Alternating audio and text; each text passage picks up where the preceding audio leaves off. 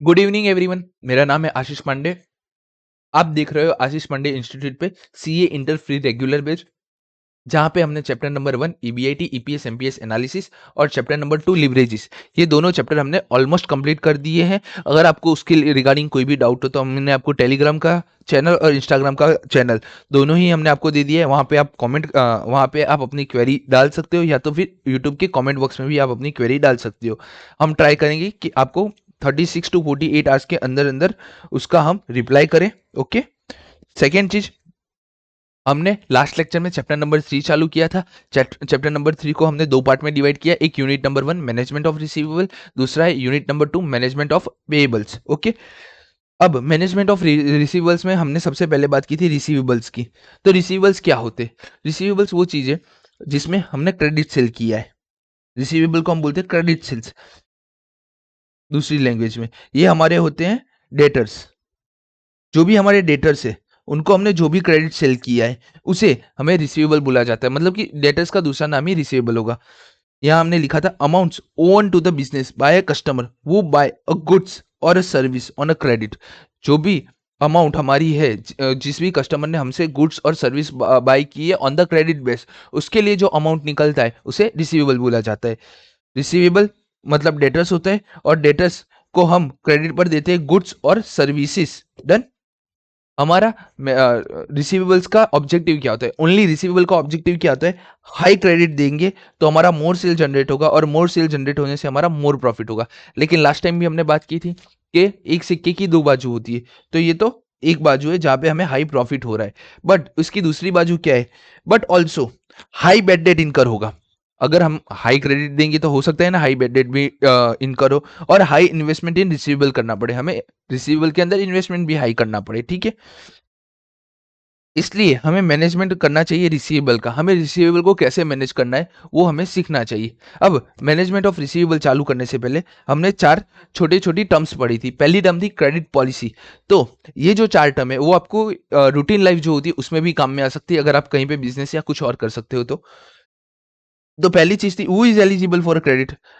Credit हमें किसको credit देनी चाहिए, या फिर कौन कौन सा बंदा है जो एलिजिबल है हमारी क्रेडिट लेने के लिए। How long will customer get to pay. हमारा कस्टमर हमें कब तक में पे कर सकता है? 2 month, 3 month. Okay. Then will we give a discount for early payment. अगर कोई हमें अर्ली पेमेंट करता है तो हमें उसको डिस्काउंट देना चाहिए। And how strictly we collect over due payments. हमें कितनी स्ट्रिक्टली हमें ओवर ड्यू पेमेंट्स को कलेक्ट करने चाहिए, मतलब कि हमें कितनी स्ट्रिक्टनेस रखना चाहिए। ओके। तो एलिजिबिलिटी के लिए हमने बात की थी हमें क्रेडिट एवल्यूशन देखना पड़ेगा। Before granting a credit the company assess the credit worthiness of the customer. तो हमने बैंक का एक एग्जांपल लिया था कि bank always credit worthiness check करने के बाद ही हमें एलिजिबल करती है क्रेडिट देने के लिए। ठीक है। तो हमारा क्रेडिट वर्दीनेस चेक करना पड़ता है। अब क्रेडिट वर्दीनेस है ना, बैंक के केस में आप कैसे चेक कर सकते हो? एक तो आपका वो क्रेडिट स्कोर, आपकी सैलरी, अगर कोई भी लोन पास्ट में नहीं लिए, और आपका पेमेंट टर्म, मतलब कि आपने पास्ट में जितनी भी लोन लिए वो कब तक में पेमेंट की है। ओके। तो आपकी क्रेडिट वर्दीनेस से पता चलता है कि आपको लोन देना चाहिए या नहीं देना चाहिए। सेकेंड चीज क्रेडिट वर्दीनेस के साथ हमें चेक करनी चाहिए कि how long will customer get to pay. Customer कितने टाइम तक पे कर सकता है? अगर आप एक होम लोन की बात करो तो एक होम लोन है ना 20 ईयर्स का भी होता है, मैक्सिमम 20 ईयर्स का होता है। बट अगर कोई पर्सन ऐसा है जिसका सैलरी ज़्यादा है और वो लोन 10 ईयर्स में भी पेमेंट कर सकता है, तो वो बैंक से रिक्वेस्ट कर सकता है कि मैं ये 10 ईयर्स के अंदर अंदर कंप्लीट करना चाहता हूँ। तो उसके लिए क्राइटेरिया डिफरेंट हो जाएगा, तो वो कब तक में पेमेंट कर सकता है। ठीक है, वो भी चेक करना पड़ेगा। वैसे ही हमारे मार्केट के केस में हम जब हमारे गुड्स सोल्ड करते हैं तो हम यार 10 या 20 ईयर्स का स्पेन नहीं रख सकते। हमें 2 to 3 ईयर्स का ही स्पेन, अरे 2 to 3 मंथ्स का स्पेन हम रख सकते हैं, जिसमें हमें हमारे पैसे रिकलेक्ट होने चाहिए। तो हमें ये देखना पड़ेगा कि कस्टमर कब तक में हमें पेमेंट कर सकता है। उसके बाद हमने सीखा था क्रेडिट टर्म्स। तो क्रेडिट टर्म्स के अंदर हमने दो चीज सीखी थी, credit period, credit limit. Okay, ये वाला पार्ट कस्टमर गेट टू पे। अब क्रेडिट पीरियड कितने टाइम का हो सकता है? जैसे मैंने अभी लोन की बात की 20 ईयर्स या 10 ईयर्स, वो कस्टमर पे बेस होता है कि वो कब तक में पे करना चाहता है। हमारे यहाँ पे एज़ अ कस्टमर हमें है ना ये टर्म हमें समझनी होगी एज़ अ फाइनेंशियल मैनेजमेंट, क्योंकि हमारे सम के अंदर ये टर्म बहुत ही यूज़ होगी बार-बार। 2/10 नेट 30 डेज़ मीन्स इसका मीनिंग क्या है? अगर आपने 10 दिन के अंदर पेमेंट किया तो आपको 2% का डिस्काउंट मिलेगा। अगर 30 दिन के अंदर पेमेंट किया तो आपको फुल पेमेंट करना पड़ेगा। अब इसका मीनिंग देखते हैं। 0 से लेके 0 कहाँ 1 से लेके 10 दिन के अंदर-अंदर पेमेंट किया तो आपको कितना पेमेंट करना पड़ेगा? 98% पेमेंट करना पड़ेगा, ठीक है? और 2% आपको डिस्काउंट मिलेगा, डन? और सेकंड 11वें दिन से लेके 30 दिन के अंदर पेमेंट किया, तो आपको 100% पेमेंट करना पड़ेगा, यहाँ पे आपको कोई डिस्काउंट नहीं मिलेगा, ठीक है? डिस्काउंट का पोर्शन यहाँ पे नहीं होगा, इसका मतलब ये होता है 2/10 नेट 30 डेज़, ओके? उसके बाद हमें क्रेडिट टर्म्स में क्रेडिट लिमिट भी चेक करनी चाहिए कि एक बंदे को हम कहाँ तक का क्रेडिट अलाउ कर सकते हैं, ठीक है? कहाँ तक का हम क्रेडिट अलाउ कर सकते हैं? 10 लाख रुपए, 15 लाख रुपए, 30 लाख रुपए, एक तो वो चीज़ है। बाद में क्रेडिट लिमिट ये कंप्लीट हुआ हमारा, उसके बाद है कलेक्शन पॉलिसी। तो जो भी हमको पैसा टाइम पे नहीं देते हैं, तो कंपनी ने उनके लिए क्या पॉलिसी बनाई है? ओके?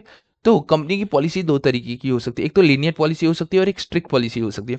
लीनियर पॉलिसी में क्या होगा? आपका सेल तो डे बाय डे अप जाएगा, बट आपका बैड डेट भी डे बाय डे अप जाएगा। लेकिन स्ट्रिक्ट पॉलिसी में आपका सेल घट सकता है और बैड डेट भी घट सकता है, ठीक है? आप कलेक्शन पॉलिसी के अंदर लीगल एक्शन भी ले सकते हो। जैसे कि आपकी एमएसएमई कंपनी है, मीडियम स्मॉल माइक्रो एंटरप्राइज। तो मीडियम स्मॉल माइक्रो एंटरप्राइज के लिए अभी हाल 1 या डेढ़ साल पहले अ, गवर्नमेंट ने एक लॉ निकाला था सेक्शन 43BH, जिसके अंदर लिखा है कि अगर आपका 45 डेज के अंदर-अंदर पेमेंट नहीं करते हो आप एमएसएमई को, तो आपको around around 12% interest per annum के हिसाब से पेमेंट करना होता है। इसके अंदर एक और बात लिखी थी कि अगर रिटर्न अग्रीमेंट है तो 45 डेज होगा। अगर रिटर्न अग्रीमेंट नहीं है, नो रिटर्न अग्रीमेंट, तो आपको पेमेंट 15 डेज के अंदर-अंदर करना पड़ेगा। ठीक है? उसके बाद हमने समझा था statement of evolution of credit policy in the total approach. हमने बात किया था कि अगर हमें क्रेडिट पॉलिसी डिफाइन करना है, तो क्रेडिट पॉलिसी डिफाइन करने के लिए हमारे पास 2 अप्रोच होते हैं। एक तो टोटल अप्रोच और दूसरा हमारा होगा इंक्रीमेंटल अप्रोच। दोनों से आंसर आपका सेम आएगा, लेकिन आपको ज़्यादातर टोटल अप्रोच का यूज़ करना है। अगर क्वेश्चन स्पेसिफिक नहीं है, अगर क्वेश्चन में कुछ स्पेसिफिक नहीं लिखा है, तो आपको टोटल अप्रोच ही यूज़ करना है। अगर क्वेश्चन स्पेसिफाई है, क्वेश्चन स्पेसिफाई करके बोलता है कि इंक्रीमेंटल अप्रोच यूज़ करो, तो ही आपको इंक्रीमेंटल अप्रोच करना है। अगर स्पेसिफिकेशन में उसने जो बोला होगा वो अप्रोच यूज़ करना है। अगर स्पेसिफाई नहीं है, तो मैं आपको बोलूँगा कि टोटल अप्रोच ऑलवेज़ एक ईज़ी मेथड पड़ता है, तो आपको ऑलवेज़ टोटल अप्रोच के सम से जाना चाहिए। अब टोटल अप्रोच से हमें कौन-सा स्टेटमेंट बनाएँगे? हमने समझा था कि इनकम स्टेटमेंट में है ना, हम इनकम की बात करते हैं। तो हमें है ना ईपीएस तक जाना होता है या फिर अर्निंग तक जाना होता है, ठीक है? But in the credit policy statement, हम यहाँ क्रेडिट की बात कर रहे हैं, तो हमें यहाँ इनकम या उस की तरफ जाना नहीं है, हमें यहाँ क्रेडिट का इवोल्यूशन करना है। और क्रेडिट का इवोल्यूशन हम कैसे कर पाएंगे? जो भी हमारा ऑपरेटिंग एक्सपेंस है वो निकल रहा है कि नहीं निकल रहा है, पहले हमें वो समझना होगा। बाद में ऑपरेटिंग एक्सपेंस के बाद में हमारा जो बैड डेट है और हमारा एडमिन कॉस्ट है वो निकल रहा है कि नहीं निकल रहा है, वो समझना होगा। तो सबसे पहले हमारा होता है क्रेडिट सेल। स्टेटमेंट के अंदर हमारा सबसे पहले आएगा क्रेडिट सेल। क्रेडिट सेल में से हमें वेरिएबल कॉस्ट और फिक्स कॉस्ट क्रेडिट सेल का माइनस कर देंगे। उसके बाद हम बैड डेट माइनस करेंगे और एडमिन कॉस्ट माइनस करेंगे। जो हमारा बैड डेट का पोर्शन है वो ऑलवेज क्रेडिट सेल के ऊपर लगेगा। अगर सम के अंदर बोला है कि bad debt eight the rate 1% या ऐसा बोला है bad debt eight the rate 1%, तो वो 1% किसका होगा? वो क्रेडिट सेल का होगा, क्योंकि बैड डेट हमेशा कैलकुलेट होता है क्रेडिट सेल के ऊपर। एडमिन कोस्ट आपको डायरेक्ट सम के अंदर दिया होगा। इससे हमें क्या मिलेगा? हमें यहाँ मिलेगा एक्सपेक्टेड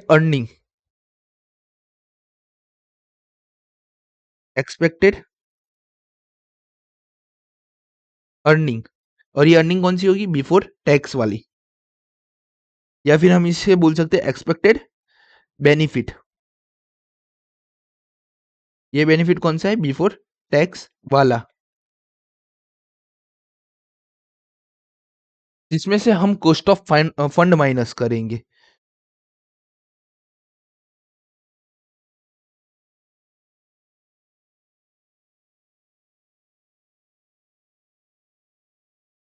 जिसमें से हम कॉस्ट ऑफ फंड माइनस करेंगे तो भी हमारा जो हमें मिलेगा वो मिलेगा एक्सपेक्टेड बेनिफिट बिफोर टैक्स, या फिर बोल सकते हैं इसको net benefit before tax. Net benefit, इतना बेनिफिट हमें बिफोर टैक्स मिल रहा है और उसमें से हम माइनस कर डालेंगे टैक्स को, जो भी उसके टैक्स के परसेंटेज होगी, तो हमें मिलेगा net benefit after tax. Done, यहां तक हमने समझा था।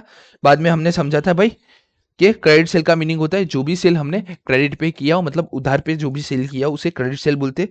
वेरिएबल कॉस्ट हमें पता है, फिक्स कॉस्ट भी हमने पढ़ लिया है।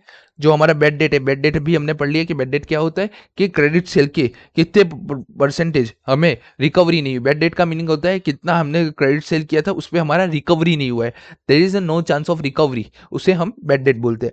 एडमिन कॉस्ट, एडमिन कॉस्ट मतलब क्या होता है कि एक फॉर्म में एक प्राइवेट लिमिटेड कंपनी है जिसने 200 लाख का, हमने एग्जांपल लिया था 200 लाख का, उसने क्रेडिट सेल किया है। तो अब ये 200 लाख पूरे साल में उसने क्रेडिट सेल किया है, तो इसको कलेक्ट करने के लिए उसे एक पर्सन हायर करना पड़ेगा जो इन बंदों को रोज डेली बेसिस पे कॉल और रिमाइंडर दे सके। तो ऐसी जो भी एडिशनल कॉस्ट होती है उसे एडमिन कॉस्ट बोला जाता है। ठीक है, तो ये क्रेडिट सेल में से ये चारों चीज जब हम माइनस कर डालेंगे तो हमें मिलेगा expected benefit before tax, tax के पहले हमारा कितना बेनिफिट है वो मिलेगा। उसमें से हम माइनस करते हैं कॉस्ट ऑफ फंड जो होगा हमारा बिफोर टैक्स वाला, तो भी हमें मिलता है नेट बेनिफिट बिफोर टैक्स। अब हमने बात की थी कॉस्ट ऑफ फंड क्या होते हैं, तो कॉस्ट ऑफ फंड के टोटल 3 नाम है, cost of fund, opportunity cost, required return. Cost of fund, opportunity cost और रिक्वायर्ड रिटर्न क्या बोलते हैं, अगर ये मैंने उधार दिया उसकी जगह मैंने उसे कहीं सेफ जगह पे रखा होता, एफडी पे रखा होता, मैंने एफडी किया होता, तो वो एफडी का मुझे जो परसेंटेज मिलता, वो एफडी का मुझे परसेंटेज मिलता, मुझे उससे ज्यादा ही बेनिफिट होना चाहिए, कॉस्ट ऑफ फंड कहता है। अब हमने यहाँ देखा था कि हम अर्न कर रहे 20 लाख रुपीज, 12 लाख तो मैं एफडी बना के 8% के हिसाब से मैं 12 लाख का एफडी करके 12 लाख रुपीज कमा सकता था। मतलब मुझे नेट बेनिफिट 8 लाख हो रहा है, मतलब कि मुझे इसके लिए जाना चाहिए। ठीक है, तो ये कॉस्ट ऑफ फंड क्या बोलता है कि अगर मेरा फंड आइडल पड़ा रहता किसी फिक्स डिपॉजिट में या किसी डिबेंचर के अंदर जहां से मैं 8 to 12% का इंटरेस्ट अगर कमाता, तो मेरा बेनिफिट अगर उससे ज्यादा है तो मैं सोचूंगा कि मुझे ये क्रेडिट देना चाहिए या नहीं देना चाहिए। ओके, उसको हम cost of fund, opportunity cost या रिक्वायर्ड रिटर्न बोलते हैं। अब हमने फॉर्मूला समझा था, फॉर्मूला में क्या था समझो आप। पहली बात तो हम जो क्रेडिट सेल कर रहे हैं 200 लाख का, तो इसके अंदर हमारा इंक्लूडिंग प्रॉफिट है, तो कॉस्ट ऑफ फंड गिनने के लिए हमें इंक्लूडिंग प्रॉफिट चाहिए नहीं, मैं जो कॉस्ट लगा रहा हूं वो चाहिए। तो मेरी कॉस्ट लग कहाँ रही है, वेरिएबल कॉस्ट और फिक्स कॉस्ट के अंदर। मेरा जो भी पैसा लग रहा है वो वेरिएबल कॉस्ट और फिक्स कॉस्ट के लिए लग रहा है। ठीक है, तो variable cost plus fix cost, जिसे हम टोटल कॉस्ट भी बोल सकते हैं। Variable cost plus fix cost is equal to total cost. Okay, इसे हम टोटल कॉस्ट भी बोल सकते हैं।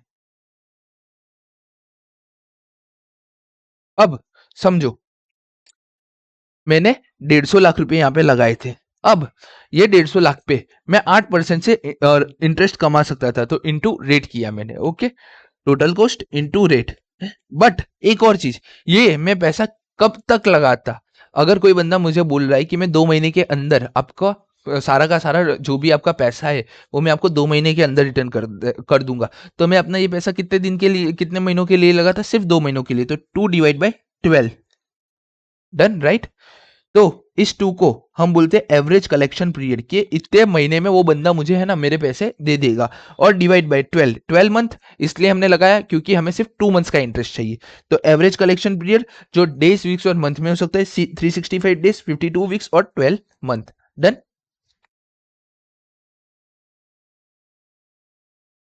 अगर किसी को लास्ट लेक्चर में फॉर्मूला अंडरस्टैंड नहीं हुआ हो तो अब हुआ। ये फॉर्मूला कैसे बना, सबसे पहले मेरी कॉस्ट कितनी लगी उसे हम बोलते हैं टोटल कॉस्ट, इसके ऊपर मैं आइडली पूरे साल के अंदर कितना इंटरेस्ट कमा सकता था, तो इंटरेस्ट रेट। ओके, अब एक और क्वेश्चन आया कि ये जो बंदा मेरे पास से पैसे लेके जा रहा है वो बंदा कितने टाइम के लिए लेके जा रहा होगा, पूरे 1 साल के लिए तो नहीं लेके जा रहा होगा, 2 या 3 महीने के अंदर वो मुझे पैसा दे देगा। तो वो मुझे कितने दिन में पैसा देगा उसको हम क्या बोलते हैं, एवरेज कलेक्शन पीरियड। और ये सिर्फ एवरेज कलेक्शन पीरियड को हम डिवाइड करेंगे 52 वीक्स, 12 मंथ्स और 365 डेज से। इस हिसाब से ये हमारा पूरा फॉर्मूला डिराइव होता है। डन। उसके बाद हमने बात की थी डेटा टर्नओवर रेशियो की। तो एक डेटा टर्नओवर रेशियो होता है। डेटा टर्नओवर रेशियो में क्या बताता है कि पूरे साल के अंदर आपने अपने डेटर की साइकिल कितनी बार घुमाई। डेटर की साइकिल क्या होता है? मैंने ये वाला पोर्शन आपको एक्सप्लेन नहीं किया था ना कल? Give me a minute. Page number 3, debtor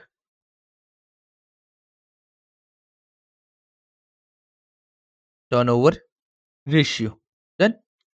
अब ये डेटा टर्नओवर रेशियो में क्या बताता है कि पूरे साल में हमारी डेटर की साइकिल कितनी बार।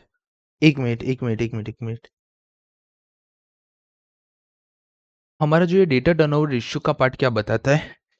डेटा टर्नओवर रेशियो के बहुत सारे फॉर्मूला है, उसमें से मैं एक छोटा सा फॉर्मूला आपके साथ डिस्कस करूंगा। सारे फॉर्मूला हम यहाँ पे डिस्कस नहीं करेंगे, वो हम रेशियो एनालिसिस के पार्ट में डिस्कस करेंगे। तो डेट टर्नओवर रेशियो हमें बोलता है DTR इज इक्वल टू पूरे साल में कितने दिन होते हैं, 365 डेज।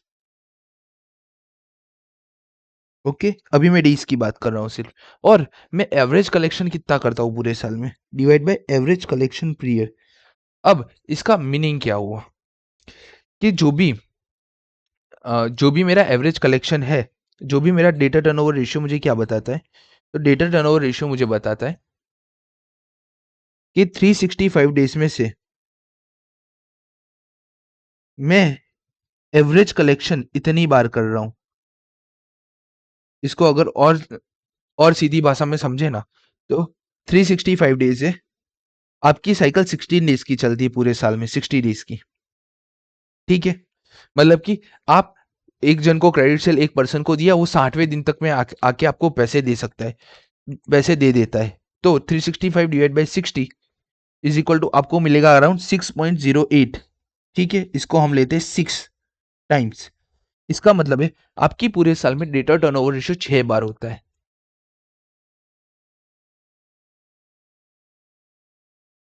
जो आपका डेटा टर्नओवर रेशियो का साइकिल है, वो 6 टाइम पूरे साल में चलता है। मतलब पहली बार 1 से लेके 60 दिन पे, 1 से लेके 60 दिन पे आपका फर्स्ट साइकिल चलता है। ओके, हम सीधा सीधा 365 डेज से एग्जांपल लेंगे, हम यहाँ में मंथ को कंसीडर नहीं कर रहे अभी। तो पहली साइकिल है। अब इस पहली साइकिल में क्या होता है कि फर्स्ट डे पे मैं क्रेडिट सेल दे रहा हूँ, और 60 डेट पे, मतलब कि 60वें दिन पे वो पैसा मुझे रिटर्न मिल जा रहा है, वो रिसीवेबल मुझे रिटर्न आ रहे हैं। ठीक है, अब 61 डे पे मैं फिर से क्रेडिट सेल देता हूँ, और वो 120 डेज पे मेरे पास रिटर्न आ जा रहे हैं। फिर 121 डे पे मैं सेल करता हूँ, 121 डे पे तो मुझे पैसे मिल रहे हैं 181 डे पे। अरे 180 डे पे मुझे वो पैसे रिटर्न मिल रहे हैं। 181 डे पे मैं जब देता हूँ तब मुझे मिलते हैं 240 डे पे वो पैसे रिटर्न मिलते हैं। 240 पे मैं जब वो पैसे देता हूँ तो वो मुझे मिलते हैं 300 दिन पे, 300 डेज पे वो पैसा मुझे रिटर्न आ जाता है। जब मैं क्रेडिट सेल करता हूँ 301 डे पे, ये 241, तो मुझे मिल जाते हैं पैसे 361 या 360 डेज पे। अब आप देखोगे ना, यहाँ ये हमारी पहली साइकिल चली। जब मैंने पहले दिन पैसे दिए, 60वें दिन मुझे पैसे आ गए। बाद में मैंने उसी बंदे के साथ, ये हम है ना एक कस्टमर की तरीके के दिख रहे हैं, एक ही कस्टमर है ऐसा समझ लो। उसको हमने पहला सेल किया था पहली तारीख को, पहला सेल हमने फर्स्ट डे पे किया, और 60 डे पे हमें वो पैसे आके दे रहा है। 61 डे पे अब देखोगे कि हमने क्रेडिट सेल किया, 120 डेज पे आके हमें दे रहा है। तो ये हमारी सेकंड साइकिल हुई। वैसे थर्ड, फोर्थ और फिफ्थ और ऐसे ही सिक्स्थ साइकिल। तो इंडिकेट करता है कि हमारे बिजनेस के अंदर ये जो डेटर की साइकिल है वो 6 बार चलती है, और 6 के 6 बार हमें पैसा मिल रहा है। ओके, अब हमारे यहाँ आप फॉर्मूला में देखोगे तो हमारा फॉर्मूला है average collection period divide by 365 days. Done. अगर मैं एवरेज कलेक्शन को सामने की ओर डाल दूं, एवरेज कलेक्शन पीरियड को, और 365 डेज को यहां नीचे ले आऊं, इस फॉर्मूला को मैं क्या करूं, इस फॉर्मूला में मैं क्या करूं, एवरेज कलेक्शन पीरियड में सामने की ओर ले गया, ये एवरेज कलेक्शन पीरियड सामने की ओर ले गया, ये DTR में नीचे लेके आ गया। तो average collection period is equal to 365 days divide by DTR। अब मैं ये 365 डेज को, इसको एवरेज कलेक्शन के पीरियड के लिए नीचे ले आओ, तो क्या हो जाएगा, average collection period divide by 365 days is equal to 1 divide by DTR, debtor turnover ratio. Okay, अब आप ये सम देखोगे ना, पेज नंबर 3, आप ये पेज नंबर 3 देखोगे ना, तो ये रहा फॉर्मूला। हमने यहाँ पे नैरेटिव दिया है, लेकिन मैंने एक बार फिर से ढंग से समझा दिया है।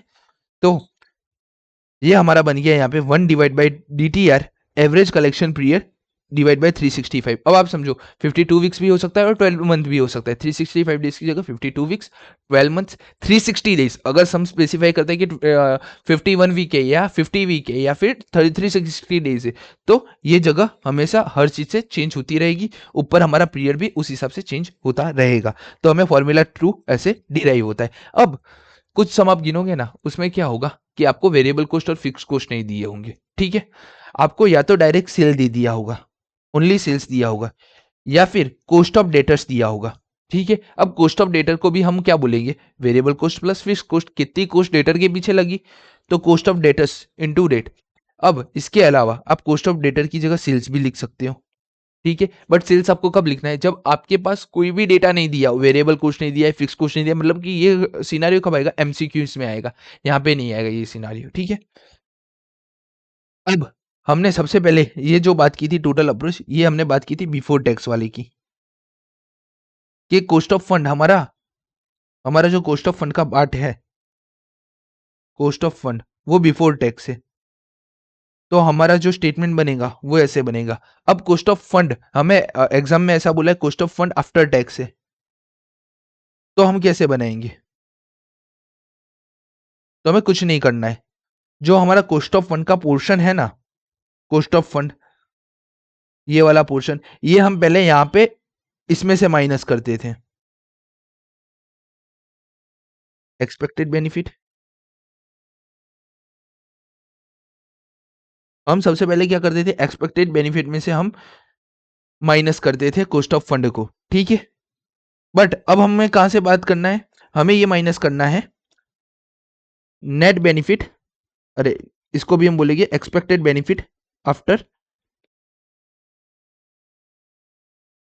आफ्टर टैक्स में से हम माइनस कर डालेंगे हमारा कॉस्ट ऑफ फंड, तो हमें मिल जाएगा नेट बेनिफिट आफ्टर टैक्स, ठीक है। ये मैंने आपके मॉड्यूल के हिसाब से सब कुछ कर दिया है, ताकि आपका और मॉड्यूल का आंसर और डिफरेंस प्रेजेंटेशन में डिफरेंशिएशन ना है, इसलिए मैंने ऐसा कर दिया है, ठीक है। तो जब हमें बोला जाएगा कि cost of fund after tax है, तब हमारा स्टेटमेंट कैसे बनेगा, तो तब हमारा स्टेटमेंट बनेगा credit sale minus variable cost minus fix cost minus bad debt minus admit cost. तो हमें मिल जाएगा एक्सपेक्टेड बेनिफिट बिफोर टैक्स, उसमें से हम टैक्स का पोर्शन माइनस कर देंगे, तो हमें मिल जाएगा एक्सपेक्टेड बेनिफिट आफ्टर टैक्स, जिसमें से हमें माइनस करना रहेगा cost of fund after tax. जब आफ्टर टैक्स बोला हो तो आफ्टर टैक्स में से माइनस करने का, और जब बिफोर टैक्स बोला हो तो हमें बिफोर टैक्स में से माइनस करने का, राइट। इतना था, एक इलिस्ट्रेशन गिना था, बस डन। एक इलिस्ट्रेशन गिना था और उसके बाद हमने प्रैक्टिकल सम्स स्टार्ट कर दिए थे, अराउंड 3 प्रैक्टिकल सम्स हमने गिन लिए थे। अब हम एक नए सम की तरफ बढ़ेंगे। आज हम एडवांस सम की तरफ बढ़ेंगे। हमने छोटे मोटे सम लास्ट टाइम में हमने देख लिए हैं। ओके, अब स्टार्ट करते हैं question number 11। GT Limited is taking into account the revision of its credit policy within a view to increase its sales and profit. Currently all its sales are 1 month credit. Right now जो भी उसका cell हो रहा है वो 1 month credit के हिसाब से हो रहा है। Other information is as follow, other information नीचे दी है। कॉन्ट्रीब्यूशन है 2/5 of sale revenue, additional fund 20% per annum, मतलब ये हमारा आ गया कॉस्ट ऑफ फंड या अपॉर्चुनिटी कॉस्ट। ये हमें दे दिया है कंट्रीब्यूशन हमारा कितना है, तो आप समझो हमारा कॉस्ट कितना लगेगा, कॉस्ट हमारा लगेगा 3/5 of sale revenue, right. Done. The marketing manager. The marketing manager of the company has given the following option along with the estimation of for a consideration. उन लोगों ने हमें नीचे की चीजें दी है। सेल रेवेन्यू है 40 लाख की, क्रेडिट पीरियड 1 मंथ का, बैड डेट 2 मंथ का, और कॉस्ट ऑफ क्रेडिट एडमिनिस्ट्रेटेड 24,000 की। अब उन्होंने हमें टोटल 3 ऑप्शन दिए कि हम हमारी सेल 42 लाख कर देंगे तो 1.5 हमारा क्रेडिट पीरियड हो जाएगा, 2.5% हमारा 2.5 हमारा डेट बेड डेट हो जाएगा और 26,000 हमारा कॉस्ट ऑफ क्रेडिट हो जाएगा। वैसे ही ऑप्शन 2 में 44 लाख सेल, 2 मंथ का हमारा क्रेडिट पीरियड, 3% हमारा बेड डेट और 30,000 हमारा कॉस्ट ऑफ क्रेडिट एडमिनिस्ट्रेशन होगा। ऑप्शन 3 के अंदर 50 लाख हमारा सेल रेवेन्यू होगा, 3 मंथ का क्रेडिट पीरियड होगा, 5% बेड डेट होगा और 60,000 का कॉस्ट ऑफ क्रेडिट एडमिनिस्ट्रेशन होगा। You are required to advise the company for the best option. हमें कंपनी को बेस्ट ऑप्शन बताना है कौन सा है। ठीक है, तो ये है हमारा क्वेश्चन नंबर 11। स्टार्ट कर रहे हैं।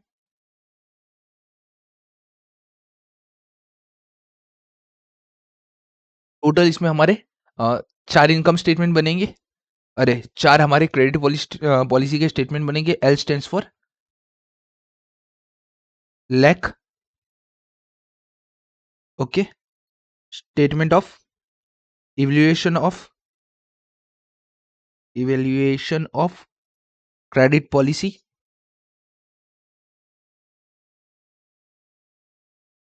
Okay. Current policy, current option 1 2 3, current policy. Option 1, option 2,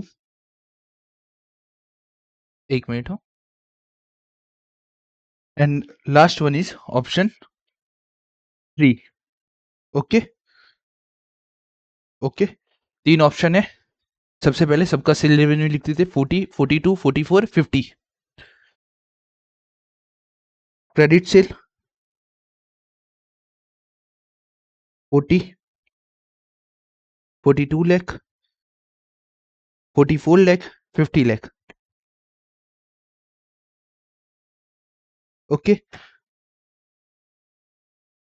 contribution हमारा 2/5 ऑफ सेल रेवेन्यू है, तो हमारा कॉस्ट कितना होगा 3/5 of sales revenue. Basic calculation है, माइनस कॉस्ट, टोटल कॉस्ट अपने इसको बोलते हैं टोटल कॉस्ट,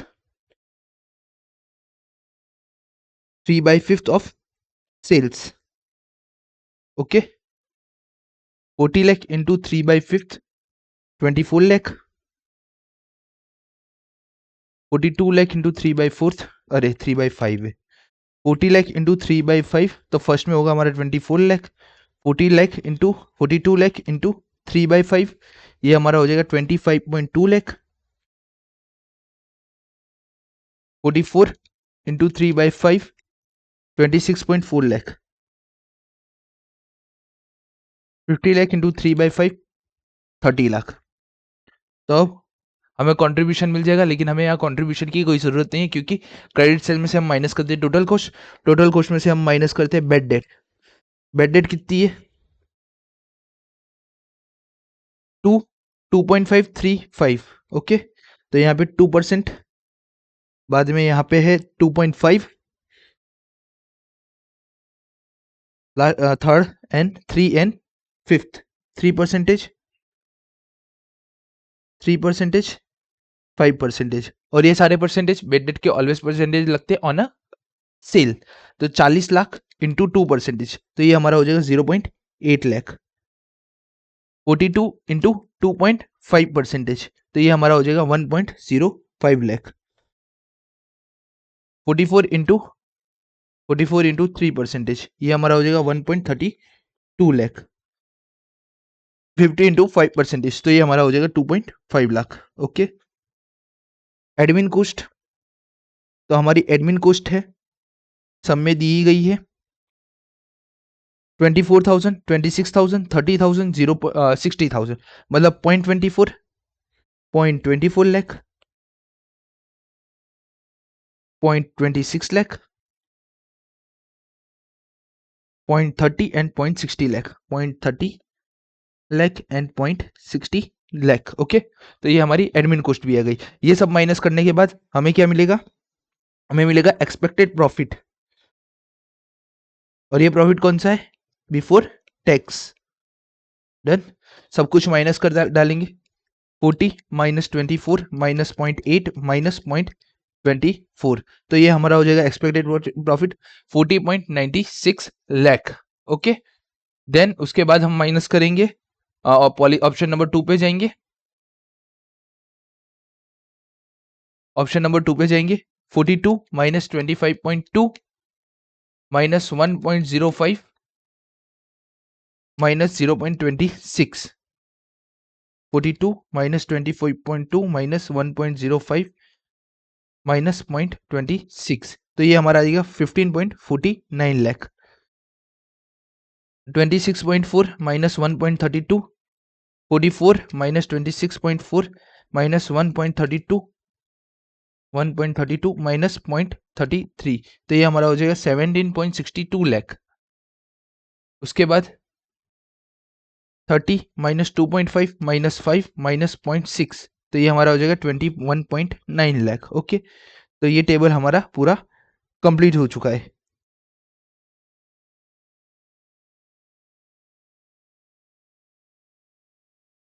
ओके, तो एक्सपेक्टेड प्रॉफिट भी हमें मिल गया।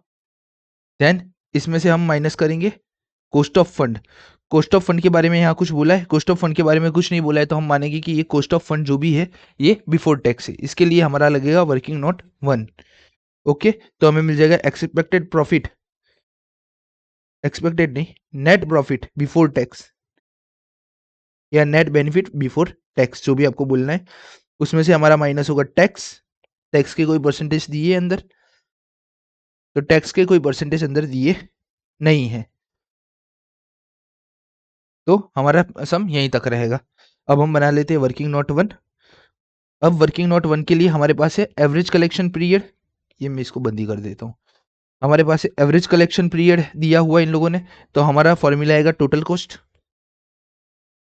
Into average collection period. अब एवरेज कलेक्शन पीरियड हमें मंथ में दिया है, यस हमें वो मंथ में दिया गया है, तो एवरेज कलेक्शन पीरियड मंथ में होगा तो divide by 12 month into rate. Current policy, policy 1, policy 2, policy 3। Okay, current policy total cost 24 lakh, 25.2 lakh, 26.4 lakh, उसके बाद 30 lakh. Average collection period 1, 1, 1.5, 2 and 3, 1, 1.5, 2 and 3, और ये सब divide by 12, divide by 12, divide by 12, divide by 12 into हमारा rate कितना है? रेट है हमारा 20%।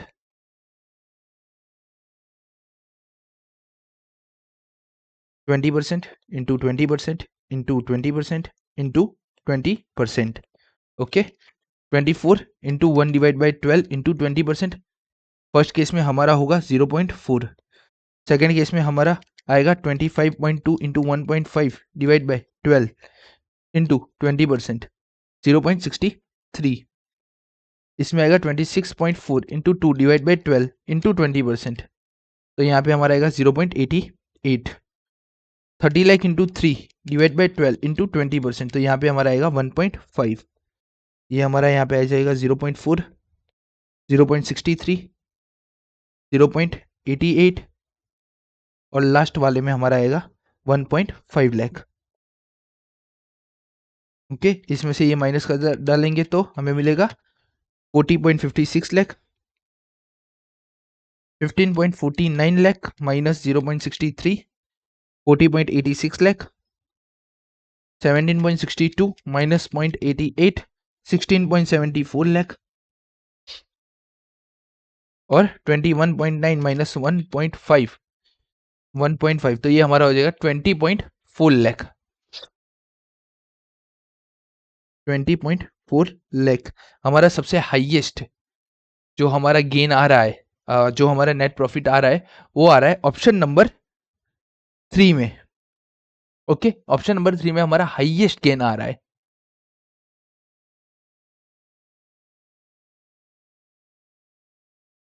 यहाँ पे हमारा 16.9 लाख,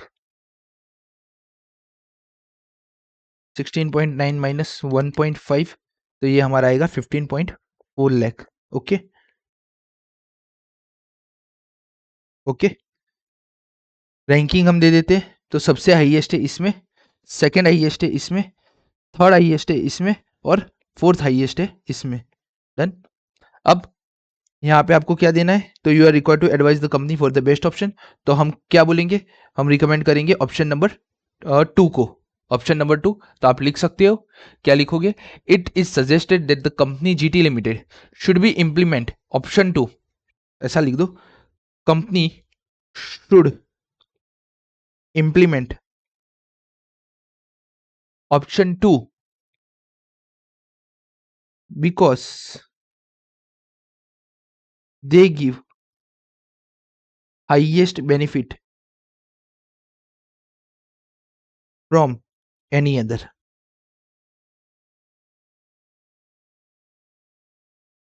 डन, डन। और ये हमारा क्वेश्चन नंबर 11 कंप्लीट हो गया है। लेकिन अगर आप इस तरीके से गिन के आए तो आपको इस क्वेश्चन 11 में मिलेंगे 0 मार्क्स। अब मैं रीजन समझाता हूं। पहली चीज कि ऑलवेज क्वेश्चन को ध्यान से पढ़ना चाहिए। क्यों ध्यान से पढ़ना चाहिए, तो यहां पे एक लाइन लिखी है, credit policy with the view to increasing it sales and profit. जब ऐसा कुछ लिखा हो तो ये जो है ना अप्रोच, ये पूरा का पूरा अप्रोच है इंक्रीमेंटल अप्रोच। तो ये सब मैंने आपको किस लिए गिनवाया, ताकि आपको पता चले कि इंक्रीमेंटल अप्रोच सम के अंदर डायरेक्ट नहीं लिखा होगा, ठीक है, समटाइम्स ऐसे भी लिखा होगा कि क्रेडिट पॉलिसी हमें दो with the view to increasing its sales and profit. आपने यहाँ पे कहीं पे उसका सेल इंक्रीज हो रहा है दिखा है, नहीं। इंक्रीजिंग का मतलब क्या होता है, हम यहाँ पे लिखे increase in sale 2 lakh, 4 lakh और 10 लाख। ये बेस सेल से 2 लाख बढ़ा, ये बेस सेल से 4 लाख बढ़ा और ये बेस सेल से 10 लाख रुपीस बढ़ा। ऐसे हमें दिखाना पड़ता है।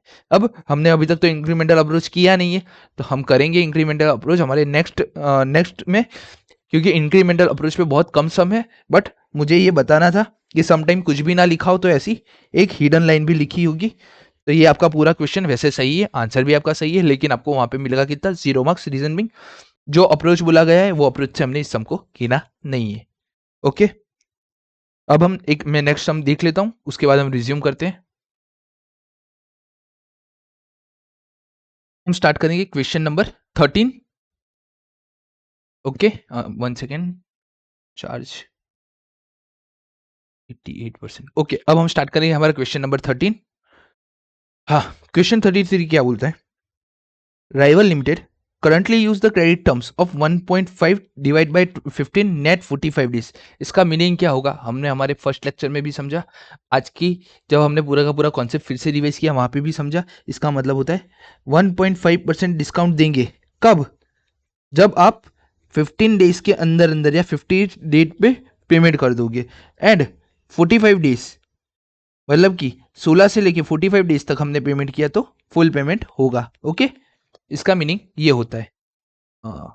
आई थिंक सो,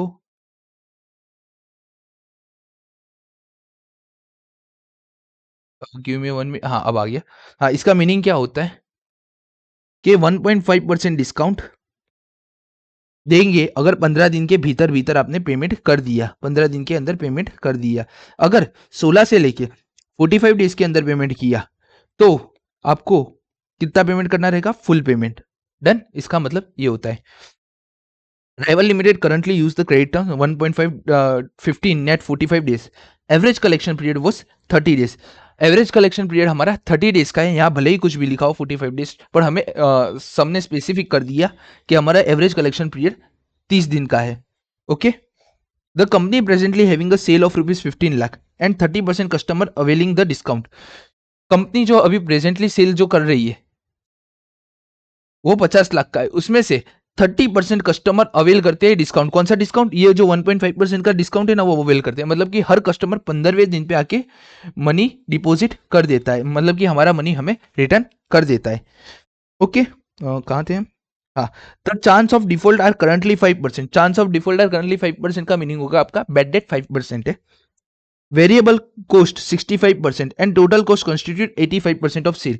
अब देखो हमें यहाँ पे वेरिएबल कॉस्ट दे दिए 65% है और हमारी टोटल कॉस्ट कॉन्स्टिट्यूट होती है 85%। मतलब कि यहाँ जो 20% है वो हमारा हो जाएगा fix cost. Okay, the company is planning liberalisation of a credit term. Company plan कर रही है कि हम जो क्रेडिट टर्म्स है ना हमारी वो लिबरल करें थोड़ी, और हम क्रेडिट टर्म देंगे अब 2/20 net 15 days. Okay, 2/20 net 15 days की हम क्रेडिट पॉलिसी अब देंगे। It is expected that sales are likely increase ₹5 lakh. ये हमारा 50 लाख का सेल इंक्रीज होकर 55 लाख का हो जाएगा, मतलब कि 5 लाख से हमारा सेल बढ़ेगा। The default chance are 10%। Bad debt के चांसेस हमारे बढ़ जाएंगे 10% से। पहले ही बोला था, अगर आप क्रेडिट पीरियड ज्यादा करोगे तो आपका बैड डेट बढ़ने का चांसेस ज्यादा हो जाएगा। Average collection period will be decline to 25 days. But हमारा जो एवरेज कलेक्शन पीरियड है ना, वो 30 नहीं, अब 25 हो जाएगा। ठीक है, they won't not be any changes in the fix cost. Fix cost पे कोई भी चेंज नहीं रहेगा। And 50% customer are expect to avail the discount. 50% customer ये डिस्काउंट अवेल करेंगे। टैक्स रेट है 35%। Evaluate the this policy in comparison with the current policy. ये policy हमें इवल्यूएट करनी है करंट पॉलिसी के साथ, और रिकमेंड करना है whether the new policy should be implement. Assume cost of capital 10%। ये आपका कॉस्ट ऑफ कैपिटल जो लिखा है, ये है आपका कॉस्ट ऑफ फंड। ये हमारा कॉस्ट ऑफ फंड है, और ये कौन सा है, पोस्ट टैक्स है।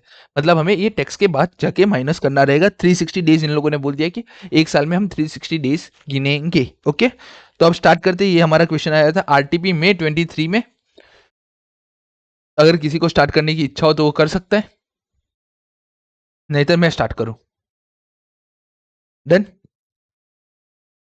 इसमें हमारे टोटल 2 इनकम स्टेटमेंट बनेंगे। एक प्रेजेंट पॉलिसी, दूसरा न्यू पॉलिसी। ओके, अब इसमें हमारे पास सेल्स दे दिए 50 लाख है, और वो इंक्रीज 5 लाख से हो जाएगा, तो वो 55 लाख हो जाएगा। तो credit sale, credit sale present policy में 50 लाख है, और न्यू पॉलिसी में 5 लाख से बढ़ के 55 लाख का हो जाएगा। डन। इसमें 2-3 हमें नई इंटरेस्टिंग चीजें जाननी है, इसलिए मैं कुछ कुछ ही पार्ट कराऊंगा। Variable cost constitute 65%। Variable cost है वो हमारा है 65%, तो minus variable cost 65% of sale. तो 50 लाख का 65% हमारा हो जाएगा 32.5 लाख। 32.5 नहीं, 32,50,000।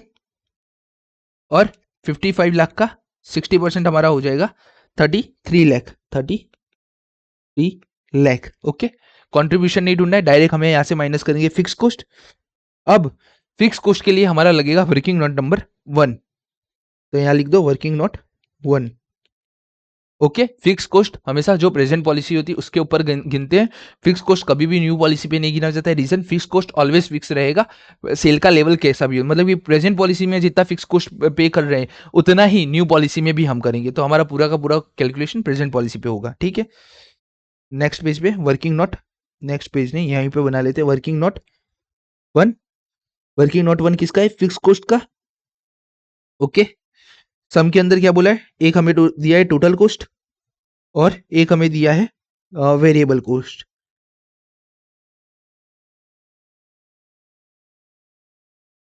Variable cost. Okay, total cost हमें सम के अंदर दिया है 85% ऑफ सेल, और वेरिएबल कॉस्ट है हमारा 65% ऑफ सेल। तो ये हमारा हो गया 85% ऑफ सेल्स, और ये हमारा हो जाएगा 65% ऑफ सेल्स। तो हमें फिक्स कॉस्ट के लिए परसेंटेज मिल जाएंगे। Fix cost is equal to 20% of sale. Okay, अब हम देखेंगे कि प्रेजेंट पॉलिसी में हमारा सेल कितना था। प्रेजेंट पॉलिसी में हमारा सेल था,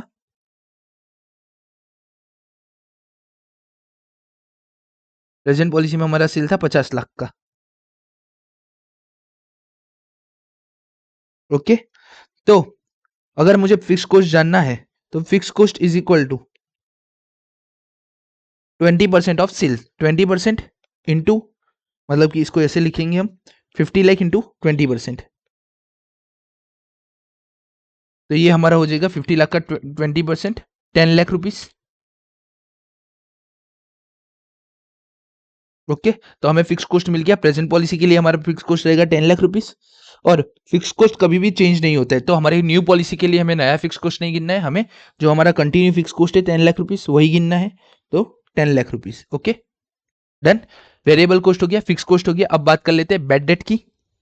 माइनस हम करेंगे बैड डेट, और बैड डेट के लिए क्या बोला है, तो करंट पॉलिसी में हमारा बेड डेट है the chance of default are currently 5%, और उसके बाद वो हो जाएगा डिफॉल्ट चांस आर 10%, मतलब कि 5 एंड 10% है। तो बेड डेट यहाँ हम ब्रैकेट में लिख देते थे, फर्स्ट पॉलिसी के लिए 5% एंड सेकंड पॉलिसी के लिए 10%। डन। तो 50 लाख का 5% हमारा होगा 2,50,000, और 55 लाख का 10% हमारा हो जाएगा 5,50,000। डन। इसके बाद एडमिन कॉस्ट की बात कर लेते हैं। तो हमारे सामने एडमिन कॉस्ट कुछ दी है, तो एडमिन कॉस्ट का आप देखो कहीं पे भी उल्लेख नहीं है कि 50% 2/10, हाँ नहीं है, तो एडमिन कॉस्ट हमारी हो जाएगी 0 0। अब हमें मिल जाएगा एक्सपेक्टेड प्रॉफिट।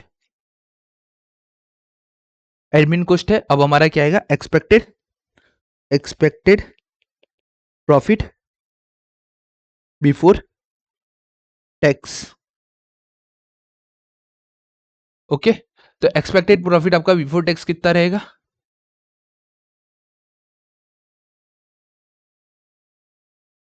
हाँ, एक चीज हमने नहीं देखी, एक चीज हम भूल गए। एडमिन कॉस्ट भले ही नहीं है हमारी इस सम के अंदर, पर आपके पास है ना यहाँ पे डिस्काउंट नाम की एक चीज है, 1.5% और 2% डिस्काउंट। आपके पास टोटल 2 डिस्काउंट के पोर्शन है, एक आपको ये समझाना है और इसमें कॉस्ट ऑफ फंड कैसे कैलकुलेट होगा, ये 2 चीज समझानी है, इसलिए ये सम स्टार्ट किया था। अब डिस्काउंट के लिए हम है ना सारी लाइनें फिर से पढ़ेंगे, क्योंकि जरूरी है, क्योंकि आप ये पहली बार सम कर रहे हो। अगर आपने ये मल्टी बार एक या 2 बार ये गिन लिया ना सब, तो आपको है ना सब इजी ही लगेगा। क्या बोला है, 1.5% डिस्काउंट मिलेगा जब हम 15 दिन में पेमेंट करेंगे, ठीक है। और collection period on an average है 30 दिन का, ठीक है।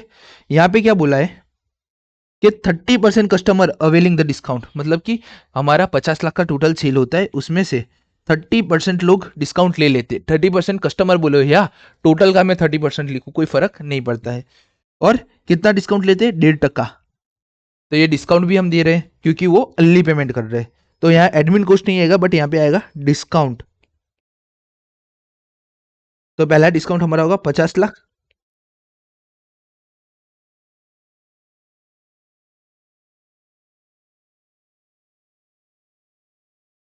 ओके, 50 लाख का टोटल डिस्काउंट, जिसमें हमारा कस्टमर बेस है 30% और 1.5% हर किसी को हम डिस्काउंट देंगे। तो 50 लाख का 30% इंटू 1.5%, ये हमारा कितना हो जाएगा, 22,500।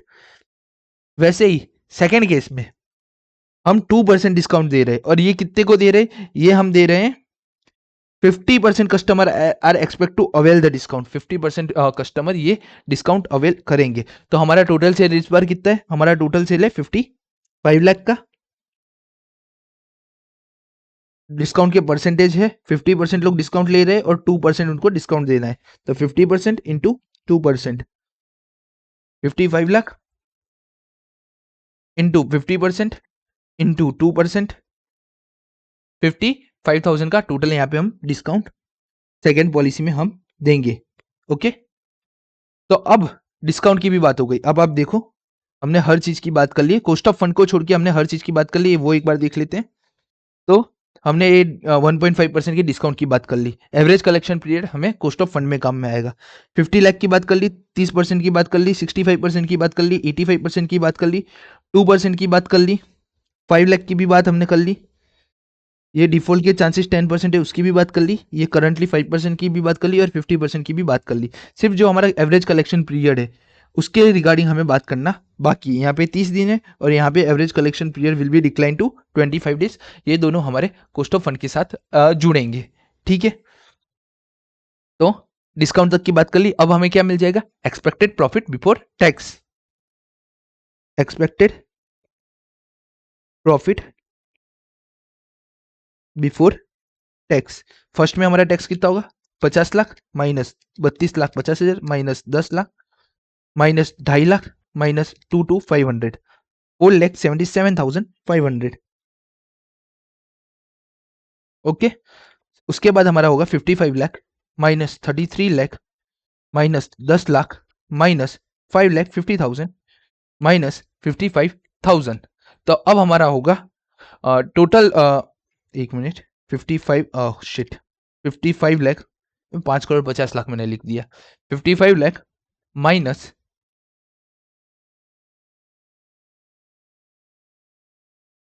55 लाख इंटू 65%, 55 इंटू 60%, ये हमारे हो गए 33 लाख 65% करने, 55 इंटू 65%, ये हमारे हो गए 35,75,000। ओके, यहाँ पे मैंने 16% ले लिया था 55 लाख का, हमें कितना लेना था 65%।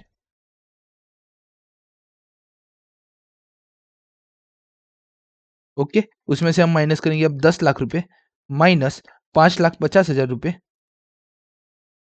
तो हमें मिलेगा माइनस 55,000 और हमारा एक्सपेक्टेड प्रॉफिट हो जाएगा 3,20,000। गिव मी ए मिनट, मैं एक और बार फिर से कैलकुलेशन कर लूँ। 55 lakh minus 60% minus 10 lakh, 55 lakh minus 65% minus 10 lakh minus 5,50,000 minus 55,000, 3,20,000। Okay, 3,20,000 हमारा एक्सपेक्टेड प्रॉफिट हमें मिल गया। अब हम सबसे पहले माइनस करेंगे टैक्स, माइनस हम करेंगे यहां से tax, tax at the rate कितने परसेंटेज है टैक्स हमारा, टैक्स का पोर्शन है इस 35%। देखो जनरली हम क्या करते हैं, हम एक्सपेक्टेड प्रॉफिट बिफोर टैक्स में से हम कॉस्ट ऑफ फंड माइनस कर देते हैं। हमने क्यों नहीं किया, क्योंकि यहाँ पे पोस्ट टैक्स है, तो टैक्स आएगा उसके बाद हमें बात करना है। ठीक है, 35%, 35% ही ना, हाँ 35% ही है, तो 4,77,500 इंटू 35%, ये हमारा हो गया 167,125 माइनस इज इक्वल टू, ये हमारा हो जाएगा 3,10,375। नेट प्रॉफिट एक्सपेक्टेड प्रॉफिट या expected benefit before tax after tax, वैसे ये हो जाएगा 3,20,000 इंटू 35%, ये हमारा हो गया 1,12,000 और ये हमारा हो जाएगा 2,08,000 एक्सपेक्टेड प्रॉफिट। इसमें से हम क्या माइनस करेंगे, इसमें से हम माइनस करेंगे अपॉर्चुनिटी कॉस्ट, ये आप बोल लो कॉस्ट ऑफ फंड। अब अपॉर्चुनिटी कॉस्ट माइनस करने के लिए हमारा फॉर्मूला क्या है, इसके लिए हम वर्किंग नोट नहीं बनेंगे, यहीं पे कैलकुलेशन कर लेंगे। आपको फॉर्मूला भी याद होना चाहिए। हमारा फॉर्मूला है टोटल कॉस्ट, टोटल कॉस्ट में कितने पोर्शन है, 2 पोर्शन है, variable cost plus fix cost. तो वेरिएबल कॉस्ट 32,50,000 प्लस 10 लाख, तो पहले के लिए 32,50,000 प्लस 10 लाख रुपए इंटू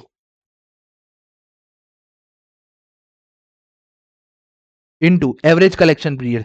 हमारा average collection period first policy में 30 दिन का, ये देखो ये रहा 30 डेज है, और टोटल डेज हमें लेने कितने 360 days, divide bye 360 days into rate हमारा कितना है, रेट है हमारा 10% पोस्ट टैक्स, तो यहाँ पे इंटू 10%। ओके, तो ये हमारा हो जाएगा 32,50,000 प्लस 10 लाख रुपए इंटू 30 डिवाइड बाय 360 इंटू 10%, तो ये हमारा हो जाएगा 3,54,1,7, 3,54,1,7। ऐसे ही हम दूसरी पॉलिसी का गिनते हैं, दूसरी पॉलिसी में कितना है, दूसरी पॉलिसी में हमारे पास 35,75,000 प्लस 10 लाख रुपीस, ये दोनों हमारे टोटल कॉस्ट हो जाएंगे 35,75,000 प्लस 10 लाख रुपीस।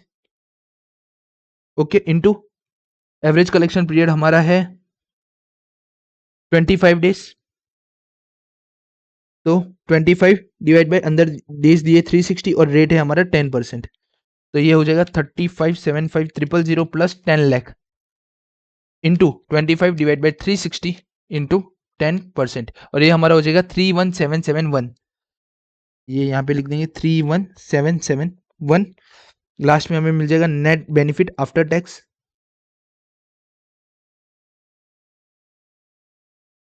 तो नेट बेनिफिट हमारा कितना होगा 3,10,375 माइनस 3,54,1,7, 2,749, 2,749,58। सेकेंड हमारा हो जाएगा 2,08,000 माइनस 3,1771, 3,1771, और ये हमारा हो जाएगा 1,76,229। अभी हमें रिकमेंडेशन भी देना है, तो थोड़ी जगह और चाहिए। आप हो सके अपने वर्किंग नोट सेकंड पेज पे ही बनाना, इस पेज पे उसी पेज पे कभी भी मत बनाना।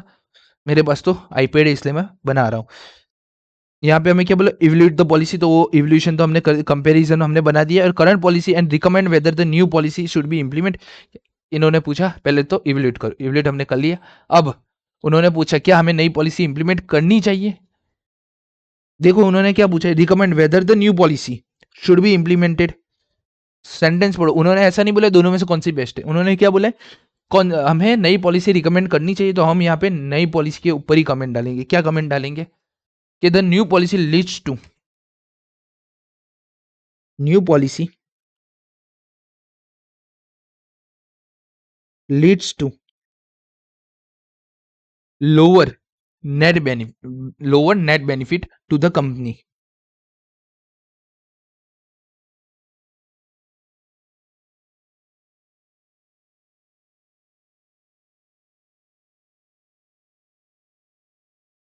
Hence, it should not be implemented या implement, जो भी लिखना हो ईडी लिख दो, इम्प्लीमेंटेड या इम्प्लीमेंट। यहाँ पे ग्रामर का आपको कोई मार्क्स नहीं काटेगा, बस जो लिखा है वो समझ में आना चाहिए। ओके, तो यहाँ पे हमारा क्वेश्चन नंबर 13 खत्म हो गया। अब एक और मैं क्वेश्चन फटाफट ढूंढ लेता हूँ। एडवाइस शुड वेदर तक समझे।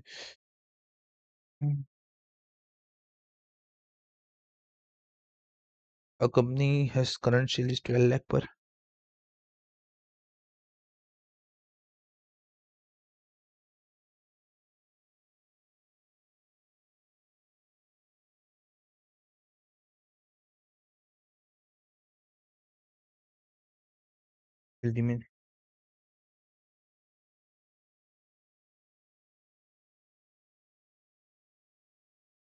चलो क्वेश्चन नंबर 14 ही देखते हैं। हाँ इजी पीजी ही लग रहा है, ज्यादा हार्ड है नहीं। क्वेश्चन नंबर 14 देखो, एक एक पेज के ही सम है ऑलमोस्ट, आप देखोगे अगर एक सम गिनने जाओगे 10 से 15 मिनट ही लगेंगे, ज्यादा आपको इसके सम में टाइम नहीं जाएगा। ठीक है, question 14, a company has currently sale of rupees 12 lakh per annum. Company अभी करंटली क्या कर रही है, 12 लाख पर एनम पे सेल कर रही है। प्रॉफिट वॉल्यूम रेशियो इज 20%, मतलब ये आपको है ना कंट्रीब्यूशन का रेशियो दे दिया है, कंट्रीब्यूशन आपका इतना है, तो आपका वेरिएबल कॉस्ट कितना होगा, वेरिएबल कॉस्ट होगा आपका 80% of sale. Okay, PV ratio के हमने लिवरेज के अंदर हमने बहुत सारे दिखे थे कि पीवी रेशियो का मीनिंग क्या होता है, PV ratio is equal to contribution divide by sales. Done, अगर ये 20% है तो हमारा वेरिएबल कॉस्ट 80% होगा। डन, हमने आगे बहुत पढ़ा है ये। And post tax cost investment, okay, यहाँ पे भी हमें post tax cost of investment दे दी है, इन रिसीवेबल इज 50%, मतलब कि यहाँ हमें आफ्टर टैक्स की वैल्यू दे दी है, वो है 15%। Then the current credit terms is 1/10 net 15 days. Current credit term क्या बोलती है, वो है हमारी 1/10 net 15 days, 1/10 net 15 days. Average collection period 40 days है। 50% customer avail this sales revenue availing cash discount, 50% customer हमारे ही ये अवेल करते हैं। Okay, in and cash discount. Bad debt है हमारी 2% ऑफ सेल, बेड डेट है हमारी 2% ऑफ सेल।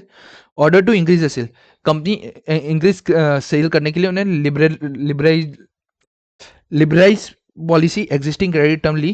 क्या ली उन्होंने, 2/10 नेट 35 डे, मतलब कि 10 दिन में अगर आपने पेमेंट कर दिया तो हम 2% का डिस्काउंट देंगे, मतलब कि 1% हम एडिशनल डिस्काउंट देंगे। और क्या किया उन लोगों ने, पहले 1/10 देते थे उसकी जगह 2/10 दे दिया, और 50 डेज की जगह उन लोगों ने 35 डेज दे दिया, मतलब कि उन्होंने एक जगह डेज कम कर दी। ठीक है, due to which expected sale will increase rupees to 15 lakh. Expected sale हमारा इंक्रीज हो गया 15 लाख हो गया। ओके, ध्यान से पढ़ो, विल इंक्रीज टू लिखा है, विल इंक्रीज टू मतलब कि 3 लाख से टोटल सेल बढ़ा है, 12 से 15 हो गया।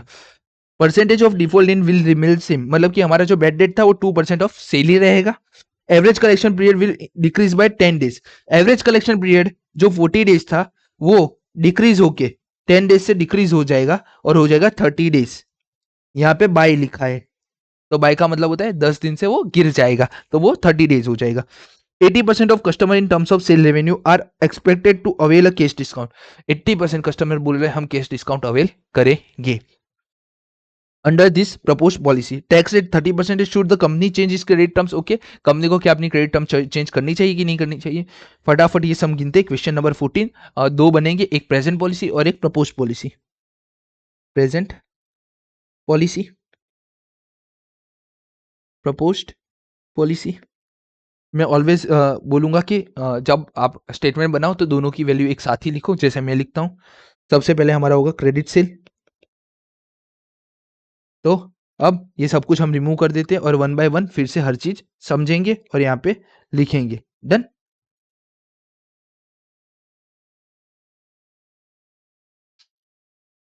क्रेडिट सेल्स कितना है? तो करंट पॉलिसी में हमारा क्रेडिट सेल है 12 लाख रुपीज का, और वो इंक्रीज हो गया हो जाएगा टोटल 15 लाख रुपए का। तो यहाँ पे हमारा आएगा 12 लाख रुपए, यहाँ पे हमारा आएगा 15 लाख रुपए। ओके, उसमें से हम माइनस करेंगे वेरिएबल कॉस्ट। वेरिएबल कॉस्ट को कितनी है? तो पीवी रेशियो हमारा 20% है, तो वीसी वेरिएबल कॉस्ट रेशियो हमारा कितना होगा? 80%। ओके, डायरेक्ट लिख दोगे, कोई प्रॉब्लम नहीं। 80% of sale, VC is 80% of sales. और 80% कितना होगा सेल का, वो देख लेते हैं हम। 12 लाख इंटू 80%, ये हमारा हो जाएगा 9,16,000। 15 लाख इंटू 80%, ये हमारा हो जाएगा 12 lakh minus 12 lakh. Okay,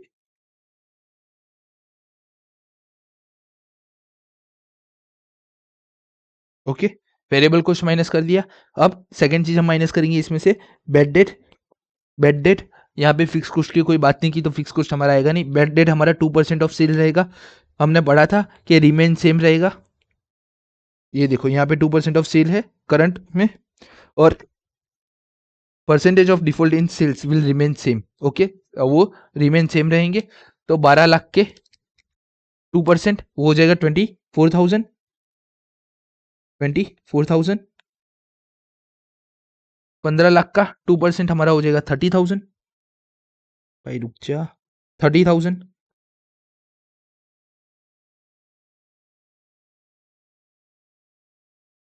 okay, bed date minus कर दिया। उसके बाद हमें डिस्काउंट की बात की है, तो हम यहाँ पे अब कैश डिस्काउंट गिनेंगे। कैश डिस्काउंट कैसे गिनना है? तो पहली बात तो प्रपोज पॉलिसी में 1% कैश डिस्काउंट है। उसमें से अवेल कितने करते हैं? 50% कस्टमर उसको अवेल कर लेते हैं। 50% कस्टमर उसको अवेल कर लेते हैं, और टोटल सेल हमारा होता है 12 लाख रुपए का इंटू 12 लाख। ओके, तो वही चीज हम यहाँ लिख देंगे, कैश डिस्काउंट क्या आया था? 12 लाख, 50% 1%, 12 लाख का टोटल सेल होता है। उसमें से 50% लोग, ये 50% कस्टमर हमारा अवेल करते हैं, और 1% हम उसको डिस्काउंट देते हैं। तो 12 लाख इंटू 15% इंटू 1%, तो ये हमारा डिस्काउंट होता है 6,000 रुपीज का। डन। उसके बाद सेकेंड सिनारियो में 15 लाख का सेल है, 80% लोग हमारा ये अवेल करेंगे डिस्काउंट, और हम डिस्काउंट कितना देंगे? 2% का। तो ये हमारा हो गया 15 लाख इंटू 80% और 2%। 15 लाख इंटू 80% इंटू 2%, तो ये हमारा हो जाएगा 24,000 का टोटल डिस्काउंट। ओके, अब एडमिन कॉस्ट जैसी कोई चीज इसमें है नहीं, तो हमें मिल जाएगा प्रॉफिट बिफोर टैक्स या एक्सपेक्टेड प्रॉफिट बिफोर टैक्स, या फिर आप बोल सकते हो expected profit before tax. Okay, उसमें से हम अब माइनस करेंगे टैक्स। रीजन क्या है? कि हमने पढ़ा था जो भी हमें परसेंटेज लगाने हैं वो पोस्ट टैक्स है। कहाँ गया? ये ये रहा, इन्वेस्टमेंट इन रिसीवेबल इज 50%, वो है पोस्ट टैक्स। ओके, तो हम सबसे पहले टैक्स माइनस कर लेंगे। टैक्स हमारा कितना है? 30%। ओके, सबसे पहले हम प्रॉफिट बिफोर टैक्स गिन लेते हैं। 12 लाख माइनस 9,60,000 माइनस 24,000 माइनस 6,000, तो ये हमारा हो गया 2,10,000। सेकेंड में 15 lakh minus 12 lakh minus 30,000 minus 24,000, ये हमारा हो गया 15 lakh minus 12 lakh minus 30,000 minus 24,000, तो ये हमारा हो गया 2,46,000। फिर से एक जीरो मैंने ज्यादा लगा दिया स्पीड के चक्कर में।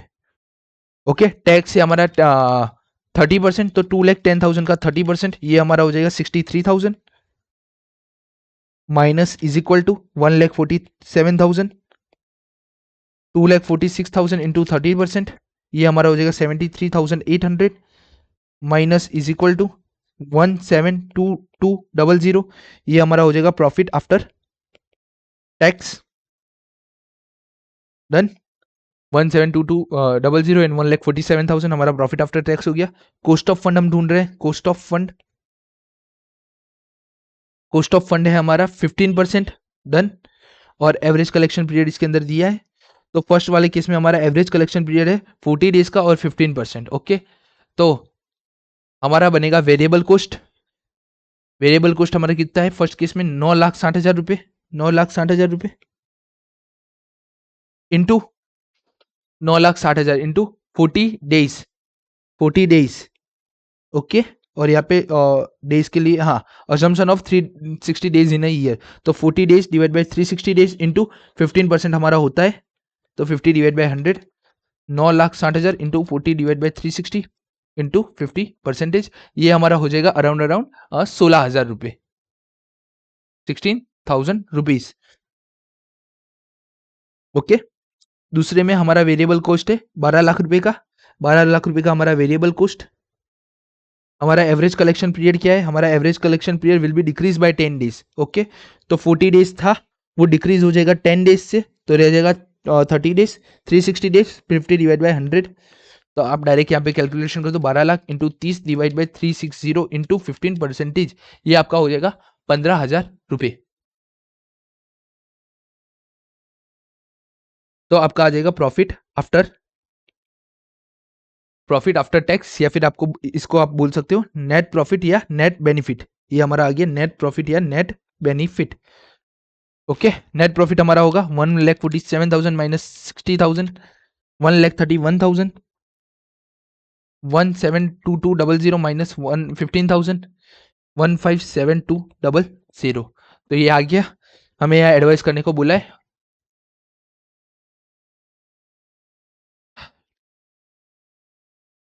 हाँ, यहाँ पे हमें एडवाइस देंगे कंपनी को कि अपनी क्रेडिट टर्म्स चेंज करनी चाहिए।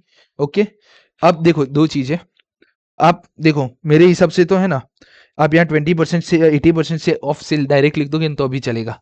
अगर आपको ऐसा नहीं करना है तो आप एक है ना क्या करो, सीए का एग्जाम है, रिस्क कहीं नहीं लेने का। ठीक है, यहाँ पे स्टार करके लिख दो कि profit volume ratio is 20%, therefore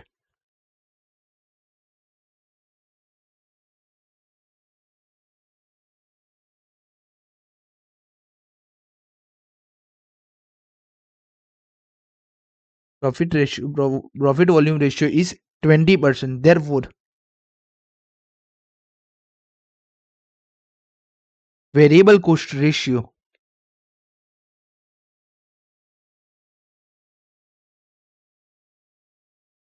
is 80%। Okay, एक ऐसा है ना नोट लिख दोगे ना, देखो एक नोट लिखने में है ना एक 15 से 20 सेकंड जाएगा, बट अगर उसको मार्क्स काटने हैं तो यहां से भी वो मार्क्स काट सकता है।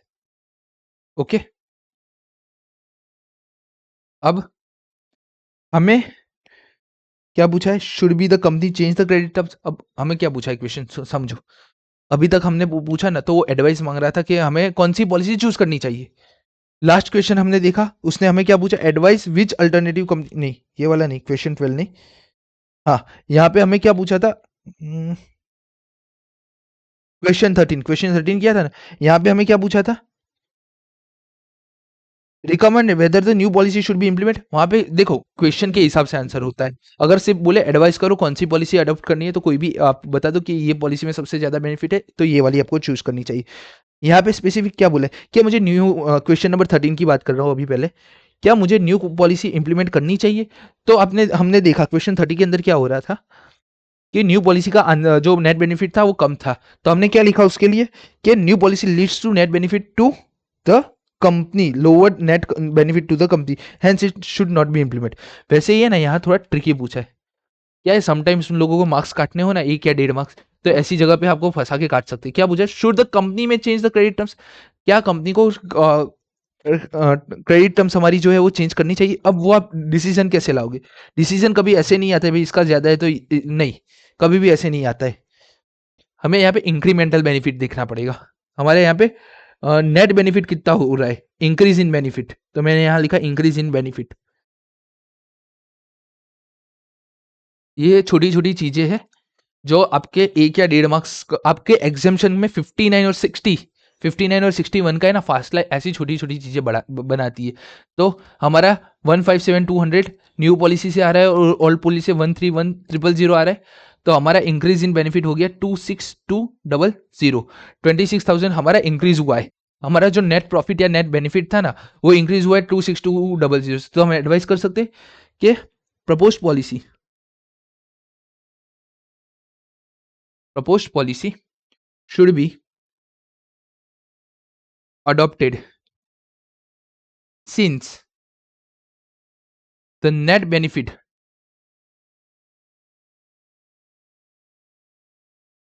increased by 26,200 rupees. डन। ये यहाँ पे हमारा ये सम खत्म हो जाता है इसी के ही साथ 97%। तो ये हमारा क्वेश्चन भी यहाँ पे खत्म हो गया। आप लोग ये समरी बनाते रहना कि ऐसे डिफरेंट डिफरेंट क्वेश्चन पूछे जा सकते हैं, उसके हिसाब से आपको आंसर करना रहता है। ओके, अब मैं next question, question 15 is one of the my favourite sum. देखो हर चैप्टर के अंदर है ना एक दो सम अपने फेवरेट बना के ही रखना कि एंड टाइम पे वो गिनो तो है ना आपको कॉन्फिडेंस है कि हाँ ये गिनने के बाद मुझे कॉन्फिडेंस है। क्वेश्चन 15 में बोल सकते हो उस टाइप का एक सम है।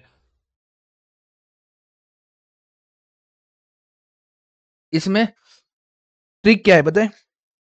इसमें मुझे फाइंड आउट करना है कि मुझे एवरेज कलेक्शन पीरियड कैसे ढूंढना है, क्योंकि यहाँ पे एवरेज कलेक्शन पीरियड देखोगे तो ऐसे दिया है।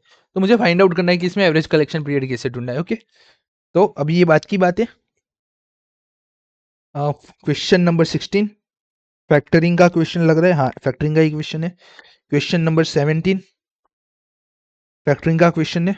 इस चैप्टर से फैक्टरिंग के क्वेश्चन थोड़े ज्यादा होंगे तो वो देखने पड़ेंगे।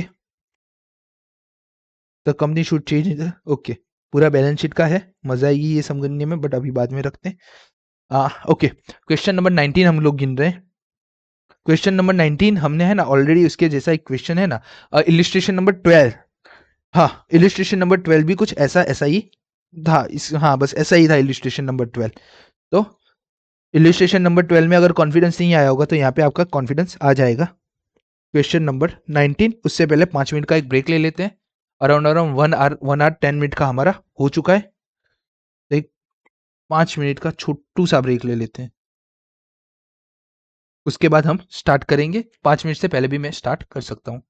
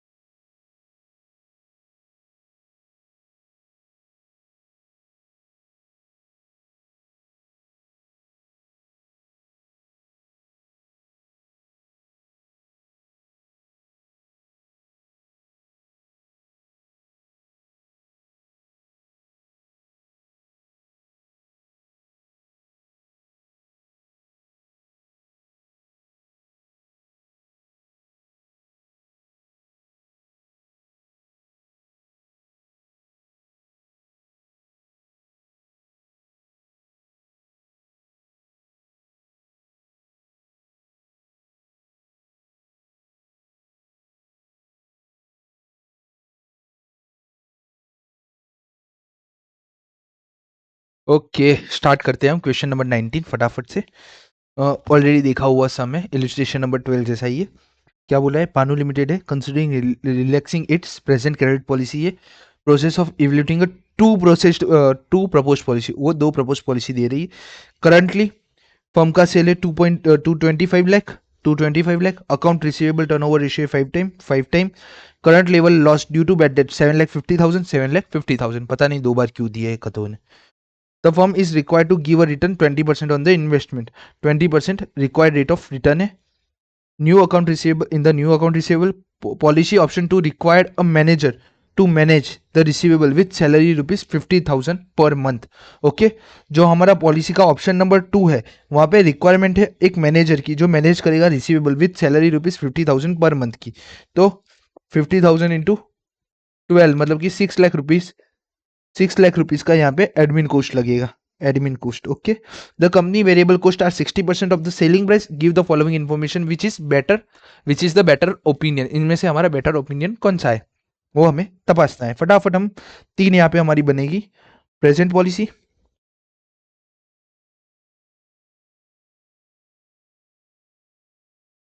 पॉलिसी 1 एंड लास्ट में हमारा बनेगा policy number 2।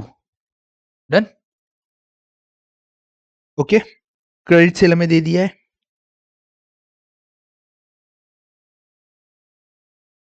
225, 275, 350, 225, 275, 350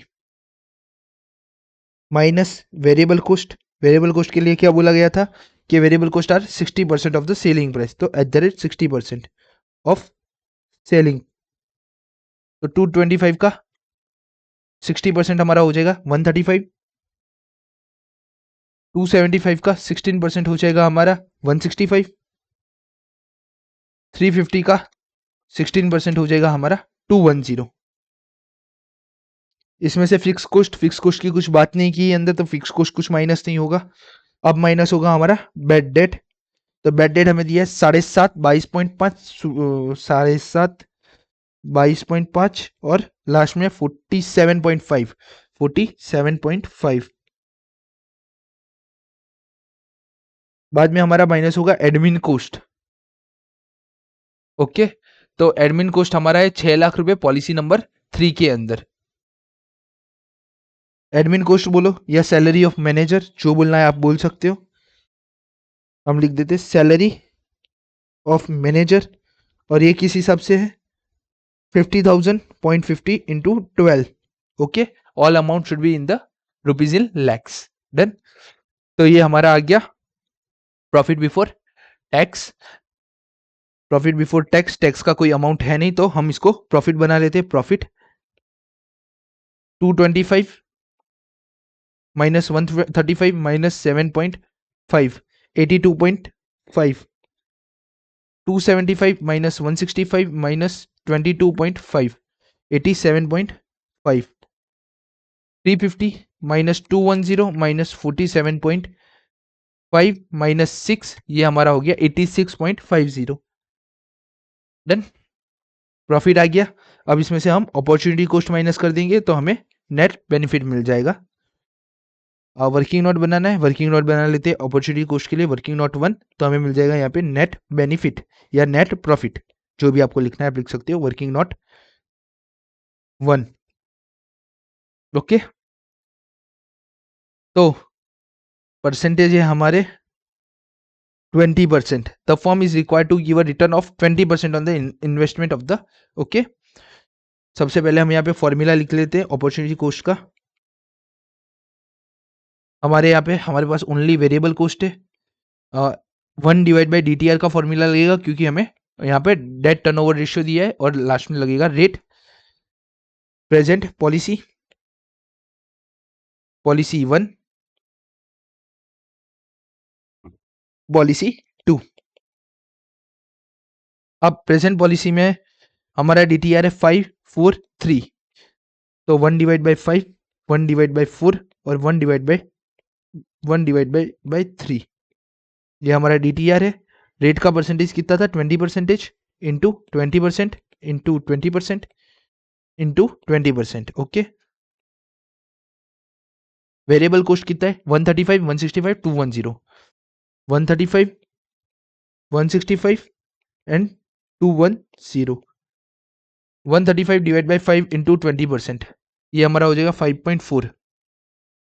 165 into divide by 4 into 20%, ये हमारा हो जाएगा 8.25। और लास्ट में हमारा 210 डिवाइड बाई 3 इंटू 20%, ये हमारा हो जाएगा 14 लाख। डन।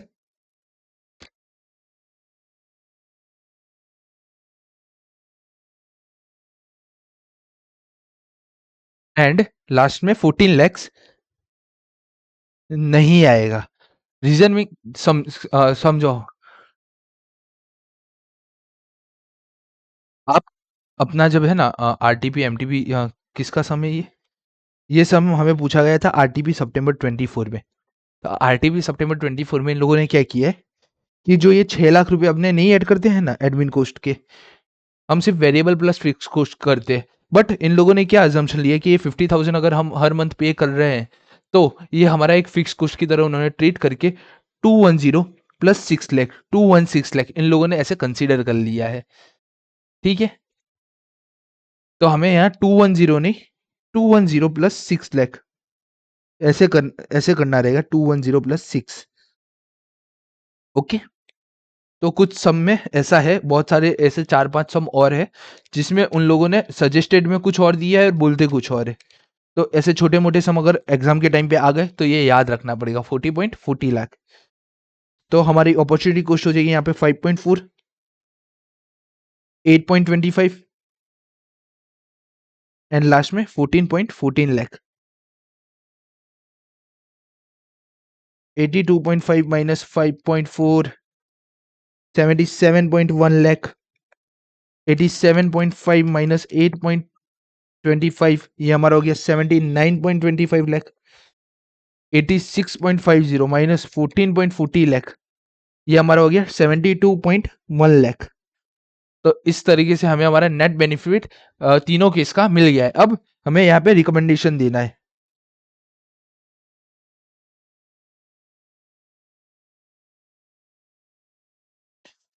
तो सबसे पहले हम रैंकिंग करेंगे। रैंक ये फर्स्ट, ये सेकंड और ये थर्ड। क्या लिख देंगे कि प्रपोज पॉलिसी 1, प्रपोज पॉलिसी 1, हाँ propose policy 1, proposed policy 1 should be adapted.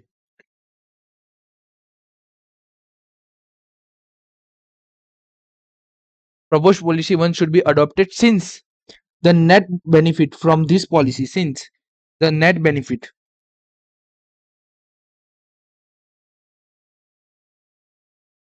from this policy, hello, हाँ, तो the net benefit from this policy is higher than other policy.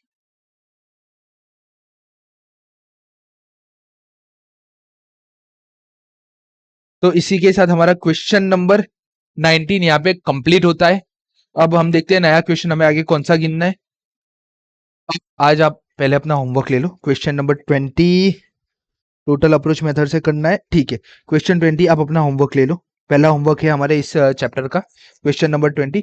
AB enterprise deals in hardware material having a current turnover rupees 13 lakh, 30 lakh का इनका current turnover है। All sales are on a credit, सारी sales हम credit पे करते हैं। Average collection period is 30 days, हमारा average collection period 30 days का है विथ जीरो बेड डेट, जिसमें हमारा 0 रुपीज का बेड डेट होता है। The customer are requesting to increase the credit period, customer हमारे जो है हमें रिक्वेस्ट करे कि सर आप हमारा जो क्रेडिट पीरियड है वो इंक्रीज कर दो। As a result increase in the credit period sale will be increase, उसकी वजह से हमारा सेल भी इंक्रीज होगा। अदर इन्फॉर्मेशन हमें दी है, क्या दी है कि increase in collection period, increase in collection period by 15 days by 13 days. मतलब क्या हुआ, ओल्ड हमारा 30 दिन है तो हमारा न्यू कलेक्शन पीरियड हो जाएगा 45 डेज। हमारा 30 दिन से इंक्रीज हो रहा है तो हमारा यहाँ पे कलेक्शन पीरियड हो जाएगा 16 डेज। ओके, उसके बाद क्या है कि इंक्रीज इन सेल 3 लाख और 5 लाख का सेल इंक्रीज हो जाएगा तो हमारा करंट सेल कितने का है 30 लाख का। तो रिवाइज सेल हमारा क्रेडिट पॉलिसी 1 के लिए हो जाएगा 33 लाख।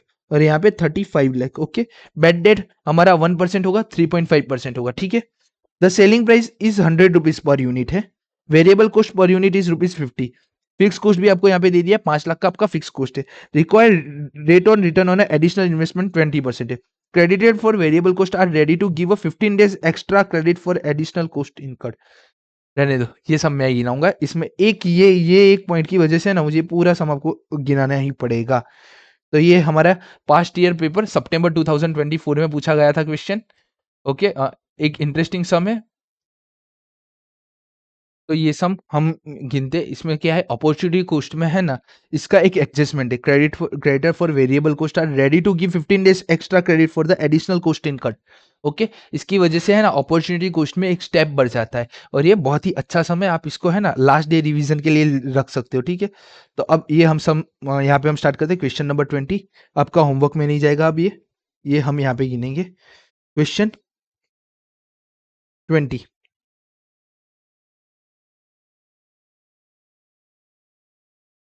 एबी एंटरप्राइज का है। हमें क्रेडिट एवोल्यूशन पीरियड बनाना रहेगा सबसे पहले। तो हम हमारा स्टेटमेंट बना लेंगे। स्टेटमेंट के अंदर तीन चीज आएगी।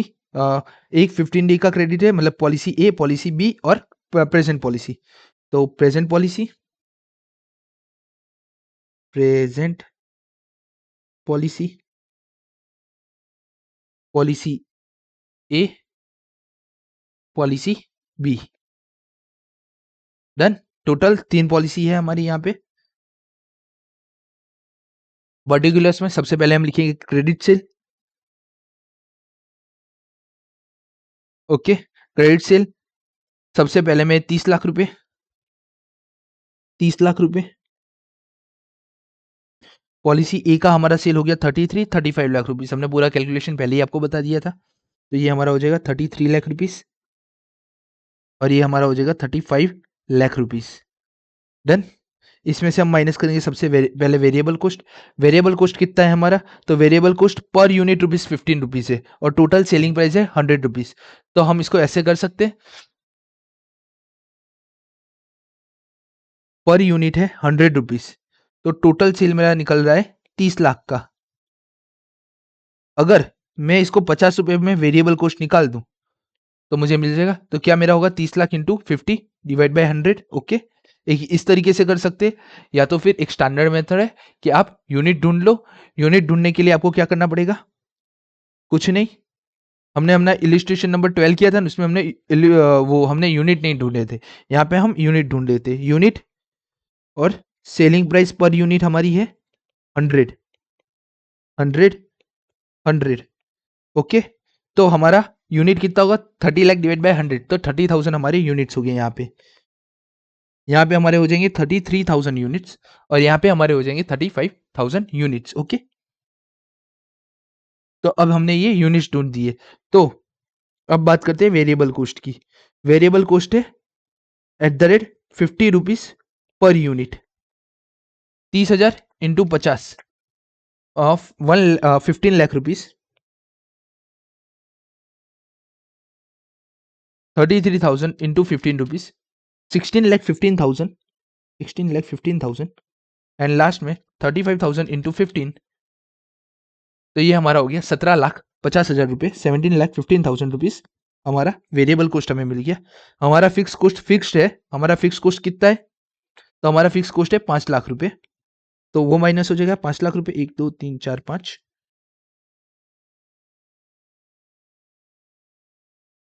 ओके, फिक्स कॉस्ट माइनस कर लिया। अब हम माइनस करेंगे इसमें से बेड डेट।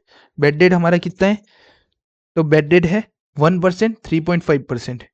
तो पहले केस में हमारा 0, दूसरे केस में हमारा 1%, और थर्ड केस में हमारा 3.5%। तो फर्स्ट केस में हमारा बेड डेट 0, सेकेंड केस में हमारा 1%। तो 33 लाख का टोटल सेल है, उसका 1% 33,000। थर्ड केस में हमारा 3.5% का डेट है, बेड डेट है। तो 35 लाख का 3.5% ये हमारा हो जाएगा 1,22,500। तो अब हमें यहाँ में मिल जाएगा हमारा नेट बेनिफिट या फिर net profit, sorry profit before tax हमें यहाँ पे मिल जाएगा, जिसे हम लिख देते हैं PBT, profit before tax. Okay, तो 30 लाख का टोटल सेल, 30 लाख का total sale minus 15 lakh minus 5 lakh रुपए, 10 लाख हमारा आएगा यहाँ पे प्रॉफिट बिफोर टैक्स। 33 लाख का हमारा टोटल सेल है, 16,50,000 माइनस 5 लाख माइनस 33,000। तो यहाँ पे हमारा total net profit before tax आएगा या प्रॉफिट हमारा आएगा 11,17,000, 11,17,000। लास्ट वाले केस में 35 lakh minus 17,50,000 minus 5 lakh minus 1,22,500, तो ये हमारा आएगा 11,27,500 रुपीज। डन। तो इसी के ही साथ हमने एक्सपेक्टेड प्रॉफिट तक का ढूंढ लिया। अब इसमें से हमें माइनस करना है अपॉर्चुनिटी कॉस्ट। ओके, और इसके लिए अब हम बनाएंगे पूरा वर्किंग नोट 1। हमारा सारा ध्यान अब यहीं पे लगेगा। हमें यहाँ पे मिल जाएगा नेट बेनिफिट या net profit, net profit. Okay, हाँ, प्रॉपर जगह है ये। वर्किंग नोट 1 इतने में बन जाएगा बड़े आराम से। वर्किंग नोट 1 अपॉर्चुनिटी कॉस्ट ढूंढना है। अब हम जिस तरीके से अपॉर्चुनिटी कॉस्ट ढूंढते थे ना, वही तरीका करेंगे, बट इस बार एक टेबल फॉर्मेट डालते हैं, क्योंकि अगर टेबल फॉर्मेट करेंगे ना तो एक इजी रहेगा। तो सबसे पहले फॉर्मूला हमारा क्या था, variable cost plus fix cost मतलब टोटल कॉस्ट। तो टोटल कॉस्ट ऐसा करते हैं, वेरिएबल कॉस्ट, फिक्स कॉस्ट, और यहाँ पे हमारा आ जाएगा टोटल कॉस्ट। ओके, तो हमारा टोटल कॉस्ट ये हमारा होगा नंबर 1 ए। टोटल कॉस्ट को हम क्या करते थे, क्रेडिट पीरियड से मल्टीप्लाई करते थे एवरेज कलेक्शन पीरियड से। तो यहाँ पे आ जाएगा average collection period divide bye, हमारे पास कोई डेज यहाँ पे दिए हैं 360 डेज। हाँ, 360 डेज यहाँ पे हमने बोला हुआ है, तो average collection period divide bye 360। हम क्या कर रहे हैं, जो हमारा फॉर्मूला था ना उसको ए बी सी में लिख रहे हैं। ओके, और उसके बाद सी हमारा रेट हो जाएगा।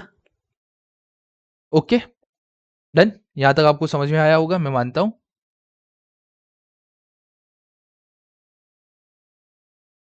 एंड उसके बाद हमारा फाइनल फॉर्मूला बनता था जो था डी। डी में क्या बनता था, ए इंटू बी इंटू सी। डन, ये हमारा फॉर्मूला था अभी तक का। ठीक है, अब वेरिएबल कॉस्ट और फिक्स कॉस्ट हमारा फर्स्ट प्रेजेंट पॉलिसी बनेगा, पॉलिसी 1 बनेगा। 1 है या ए है, ए और बी है, तो policy A policy B. Variable cost और फिक्स कॉस्ट हम यहां से उठा लेते हैं, 15 लाख 16 लाख। फिक्स कॉस्ट है हमारा 5 लाख।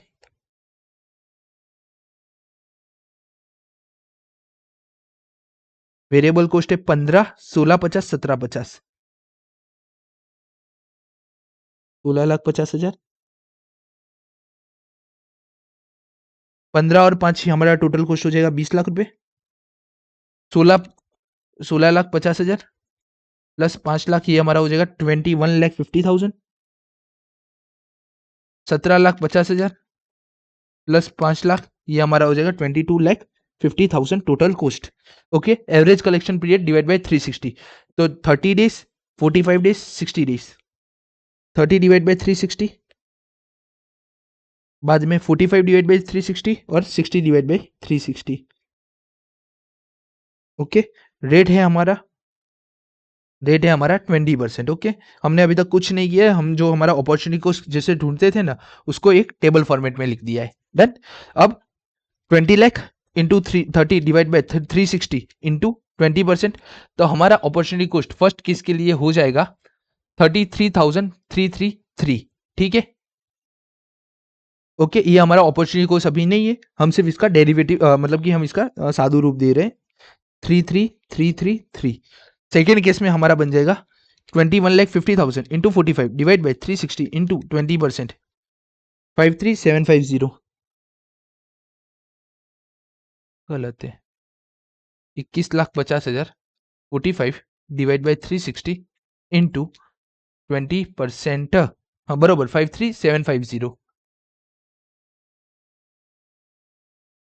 एक मिनट, ये अभी डी हमारा अभी नहीं बनेगा, डी अभी हमारा डी नहीं बनेगा। अब है ना, हमें एक चीज देखनी थी, हाँ ये वाली चीज देखनी थी कि creditor for variable cost are ready to give 50-day extra credit for the additional cost incurred। हमारी जो भी एडिशनल कॉस्ट इंकर होगी ना, अब समझो, जो हमारे क्रेडिटर्स है, क्रेडिटर्स हमारे कौन है, जिससे के पास से हम परचेस करते हैं। ओके, अब इनके पास से हमने परचेस किया, तो हमने एडिशनल गुड्स मंगाए होंगे। अब ये जो एडिशनल गुड्स हमने सेल करने के लिए मंगाए होंगे, तो उन लोगों ने भी क्या किया, हमें 15 डेज का एक्स्ट्रा क्रेडिट दे दिया। 15 डेज का एक्स्ट्रा क्रेडिट दे दिया।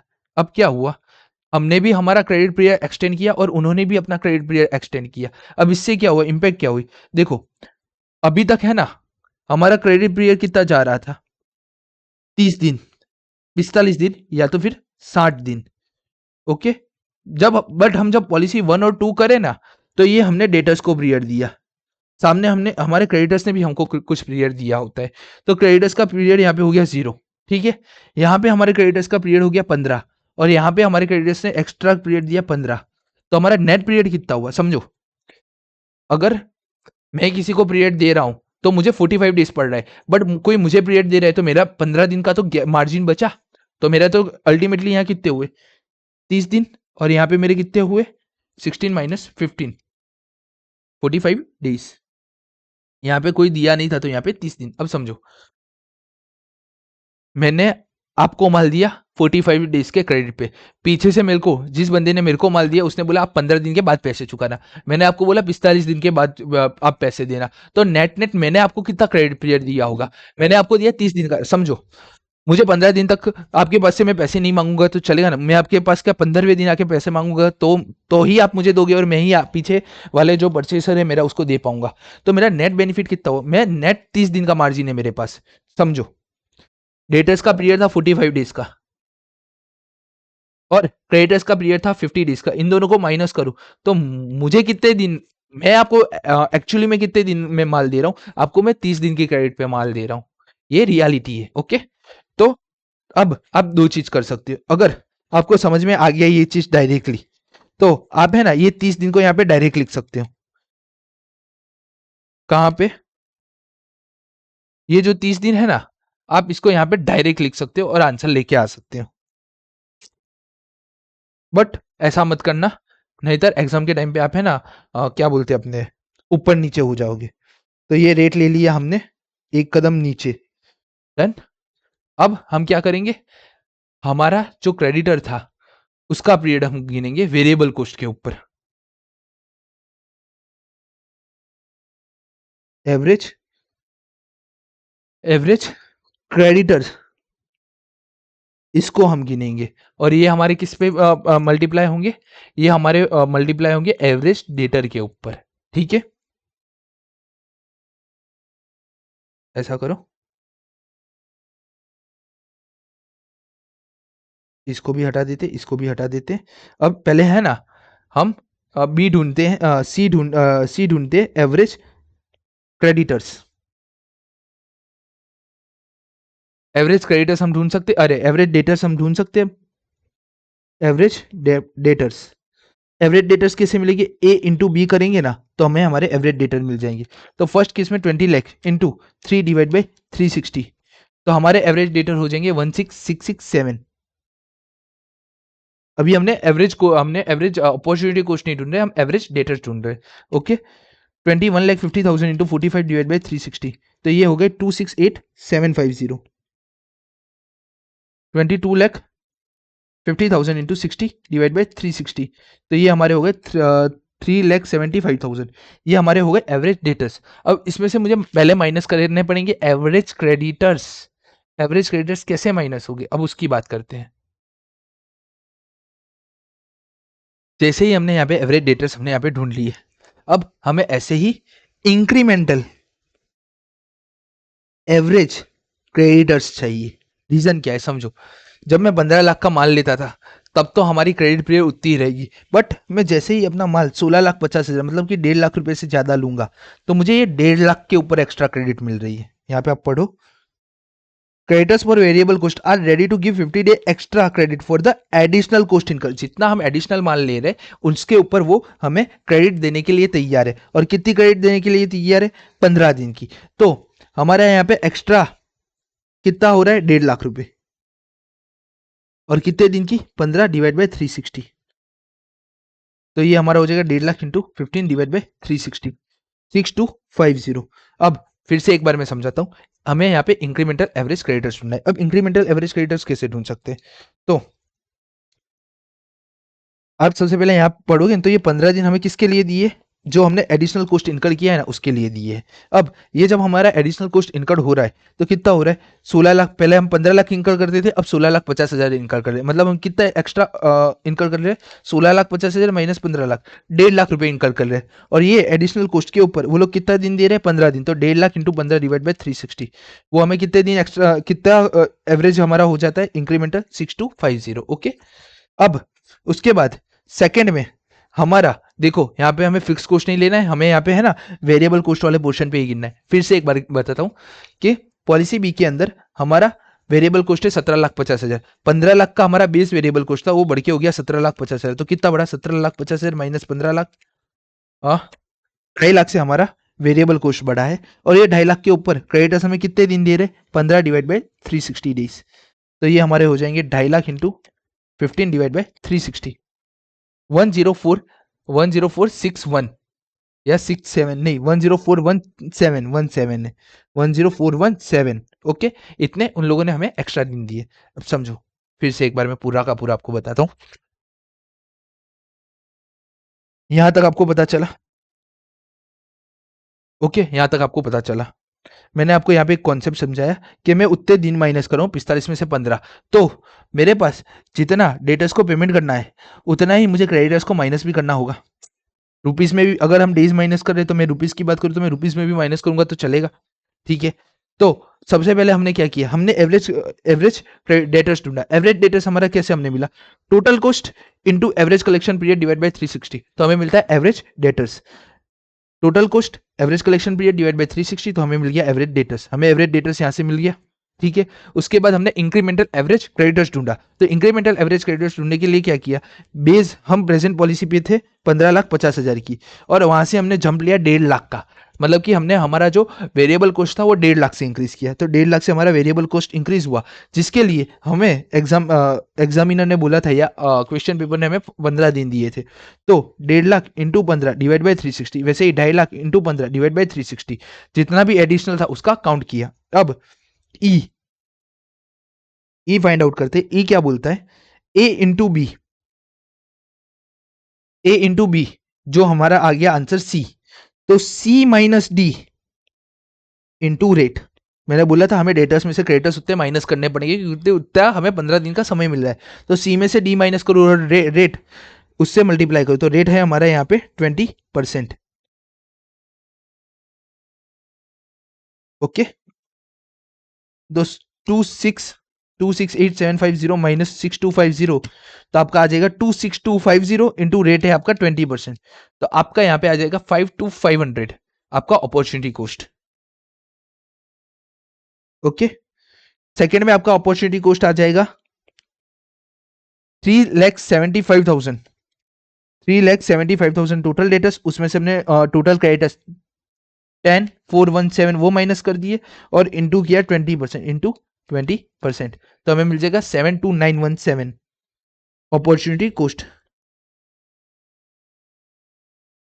तो यहाँ पे ये होगा हमारा डैश, नहीं ये डैश क्यों होगा, अपॉर्चुनिटी कॉस्ट तो हमने यहाँ पे भी ढूंढ सकते हैं, तो यहाँ पे हमारा इंक्रीमेंटल एवरेज क्रेडिटर्स था 0,16,667, 16,6667 इंटू 20%, तो यहाँ पे हमारा आ जाएगा 33,333, तो यहाँ पे हमारा अपॉर्चुनिटी कॉस्ट यहाँ पे होगा 33,333।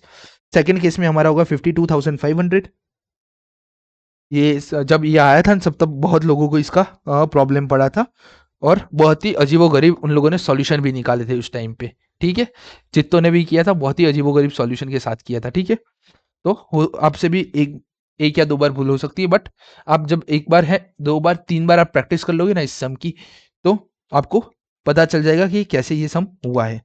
यहाँ पे हमारा नेट प्रॉफिट आएगा 96,667 11,11,7,000 माइनस 52,500, ये हमारा हो जाएगा 1,06,4,500, और लास्ट में हमारा है 11,2,7,500 माइनस 7,2,917, लास्ट का हमारा आंसर है 1054,583 रैंक कर देंगे और आप रिकमेंडेशन दे देंगे। रिकमेंडेशन हमारी जाएगी जो हमारी पॉलिसी ए है वो सबसे ज़्यादा हमें बेनिफिट दे रही है तो अदर पॉलिसी से, तो वो आप लिख लेना। रिकमेंडेशन आप पे मैं छोड़ता हूँ, ठीक है। यहाँ पे मेन चीज था ये गिनना, अपॉर्चुनिटी कॉस्ट। ओके, अगर किसी को ये समझ में ना आया हो, एक अल्टरनेटिव सॉल्यूशन भी है, वो भी हम यहाँ फटाफट आपको बता देते हैं। मैं सिर्फ पॉलिसी नंबर अल्टरनेटिव सॉल्यूशन सिर्फ मैं पॉलिसी नंबर 1 का बता देता हूँ, आप पॉलिसी नंबर 2 का खुद कर लेना। Policy 1, okay. अल्टरनेटिव सॉल्यूशन कैसे जाएगा, जो भी हम अपॉर्चुनिटी कॉस्ट ढूंढेंगे ना, उसमें से हमें इंक्रीमेंटल एवरेज डेटर्स माइनस करने हैं। ओके, इतना आपको पता होना चाहिए। ओके, तो हमें मिल जाएगा हमारा फाइनल अपॉर्चुनिटी कॉस्ट। अब हमारा अपॉर्चुनिटी कॉस्ट देखिए, तो वो फाइंड आउट करने के लिए 16,50,000 हमारा वेरिएबल कॉस्ट प्लस 5 लाख हमारा 5 लाख हमारा फिक्स कॉस्ट, उसको मल्टीप्लाई करेंगे इनटू हमारे पास डेज थे 45 days divide by 360 days into rate है हमारा 20%। ओके, माइनस अब इंक्रीमेंटल डेटर्स ढूंढने के लिए हमने माइनस किया, बेस हमारा वेरिएबल कॉस्ट था 15 लाख और जो बढ़ के हो गया वेरिएबल कॉस्ट 16,50,000। 16,50,000 हमारा पॉलिसी 1 का वेरिएबल कॉस्ट है, माइनस बेस का वेरिएबल कॉस्ट है 15 लाख रुपए इंटू इंटू यहाँ पे हम करेंगे 15 डेज डिवाइड बाई 360। अब जैसे ही मैं बोल रहा हूँ कि यहाँ पे हमारा अपॉर्चुनिटी कॉस्ट 20% लगेगा, तो वैसे ही यहाँ पे भी तो हमारा अपॉर्चुनिटी कॉस्ट लगेगा। समझो, यहाँ मैं 20% कमा सकता था, ठीक है, तो यहाँ पे भी जो 20% मैं दे रहा हूँ, जो भी मैं वहाँ पे इंटरेस्ट दूंगा वो भी तो मैं कमा ही सकता था एक तरीके से, तो मैं यहाँ पे भी मल्टीप्लाई करूंगा 20% से, ठीक है। अब यहाँ पे अपॉर्चुनिटी कॉस्ट आएगा 16,50,000 plus 5 lakh into 45 divide by 360 into 45 16,50,000 plus 5 lakh into 45 divide by 360 into 20%, तो ये आएगा हमारा 53,750 minus 1.5 lakh into 15 divide by 360 और 20% मल्टीप्लाई बाय 20%, 1250, 53,750 माइनस 1250, ये हमारा आ गया 52,500। ये आपका यहाँ पे मैच हो गया, यहाँ पे भी आपका ये मैच हो गया, ठीक है। इस हिसाब से ये पूरा का पूरा सम हमने गिना है। अब हमने यहाँ पे भी 20% मल्टीप्लाई किया और यहाँ पे भी 20% मल्टीप्लाई किया। क्यों किया, देखो ये मेरी अपॉर्चुनिटी कॉस्ट है जो मेरी 20% है, तो मैं यहाँ 20% यहाँ मल्टीप्लाई क्यों कर रहा हूँ, ये मेरा अपॉर्चुनिटी एक्सपेंस भी तो है।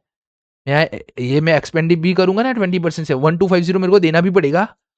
1250 में दे रहा हूँ ना, जैसे 53,750 मैं कमा रहा हूँ, तो मैं 1,250 का लॉस भी तो कर रहा हूँ ना, तो मेरा ये नेट बेनिफिट इसको मैं बोलूंगा कि 5 to 500 में नेट कमा सकता हूँ। एक आपको एग्जांपल ले लेता हूँ, 1 लाख की आपने एफडी करी, समझ लो 8% के हिसाब से आपने एफडी करी, तो 80,000, अरे 8,000 आपका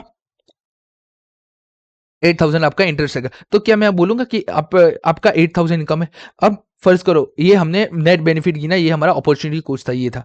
अब ये समझो कि 1 लाख रुपए को मैंने 8% के हिसाब से रखा था बैंक में, जिसका मुझे 8,000 मिला, और मैंने एक ब्रोकर से ये 1 लाख रुपए उधार लिए थे 4% के हिसाब से, तो ये मेरा 4,000 यहाँ पे माइनस हो गया, तो ये मेरा कितना हो गया 4,000। समझे, ये कॉन्सेप्ट लगता है। तो मेरा है ना अल्टीमेट बेनिफिट तो इतना ही है, अल्टीमेट अल्टीमेट मेरा अपॉर्चुनिटी कॉस्ट तो इतना ही है कि मुझे 8% मेरे को आगे दिया और 8% से मैंने खरीदा चीज, 8% से मैंने इंटरेस्ट कमाया और 4% मैंने किसी और को दे दिया, तो मैंने सिर्फ 4% कमाया। उसी लॉजिक से ये चला है कि जो 20% है ना वो दोनों जगह इसलिए लग रहा है कि यहाँ पे हम 45 डेज के हिसाब से 20% गिन रहे हैं, और यहाँ पे हम 15 डेज के हिसाब से 20% गिन रहे हैं। ये 1.5 लाख कैसे आया पता चला, यहाँ पे हमने लिखा था एडिशनल कॉस्ट पे ही हम 50 डेज दे रहे। अगर क्वेश्चन में ऐसा बोला होता, एडिशनल कॉस्ट नहीं बोला होता, तो यहाँ पे 16,50,000 इंटू 50 डिवाइड बाई 360 होता, ठीक है, एक एडवांस समरी। और होमवर्क आज भी हम आपको होमवर्क के नाम पे क्या ही दे सकते हैं, है कुछ होमवर्क, आप है ना ये क्वेश्चन नंबर 23 एक होमवर्क में कर लेना। और कुछ नहीं मत करना। क्वेश्चन नंबर 23 इनफ है, इतना होमवर्क। 25 क्वेश्चन है, 5 से 7 क्वेश्चन तो मैंने अभी तक में गिना दिए हैं, ठीक है। तो इसी के ही साथ हमारा ये लेक्चर हम यहाँ पे कंप्लीट करते हैं। मिलते हैं अगले लेक्चर में। आप अपने दोस्तों को लाइक शेयर सब्सक्राइब करने के लिए बता देना कि सीए इंटर का फ्री रेगुलर बैच चल रहा है May 26 के लिए। तो आप अपने दोस्तों को बता देना कि चैनल को लाइक करें, शेयर करें, सब्सक्राइब करें, अपने दोस्तों के साथ शेयर करें। उनको भी बोले ये वीडियो देखें, ये वीडियो May 26 के अटेम्प्ट के लिए वेरी वेरी हेल्पफुल रहेंगे। तो मिलते हैं अगले वीडियो में, तब तक के लिए बाय।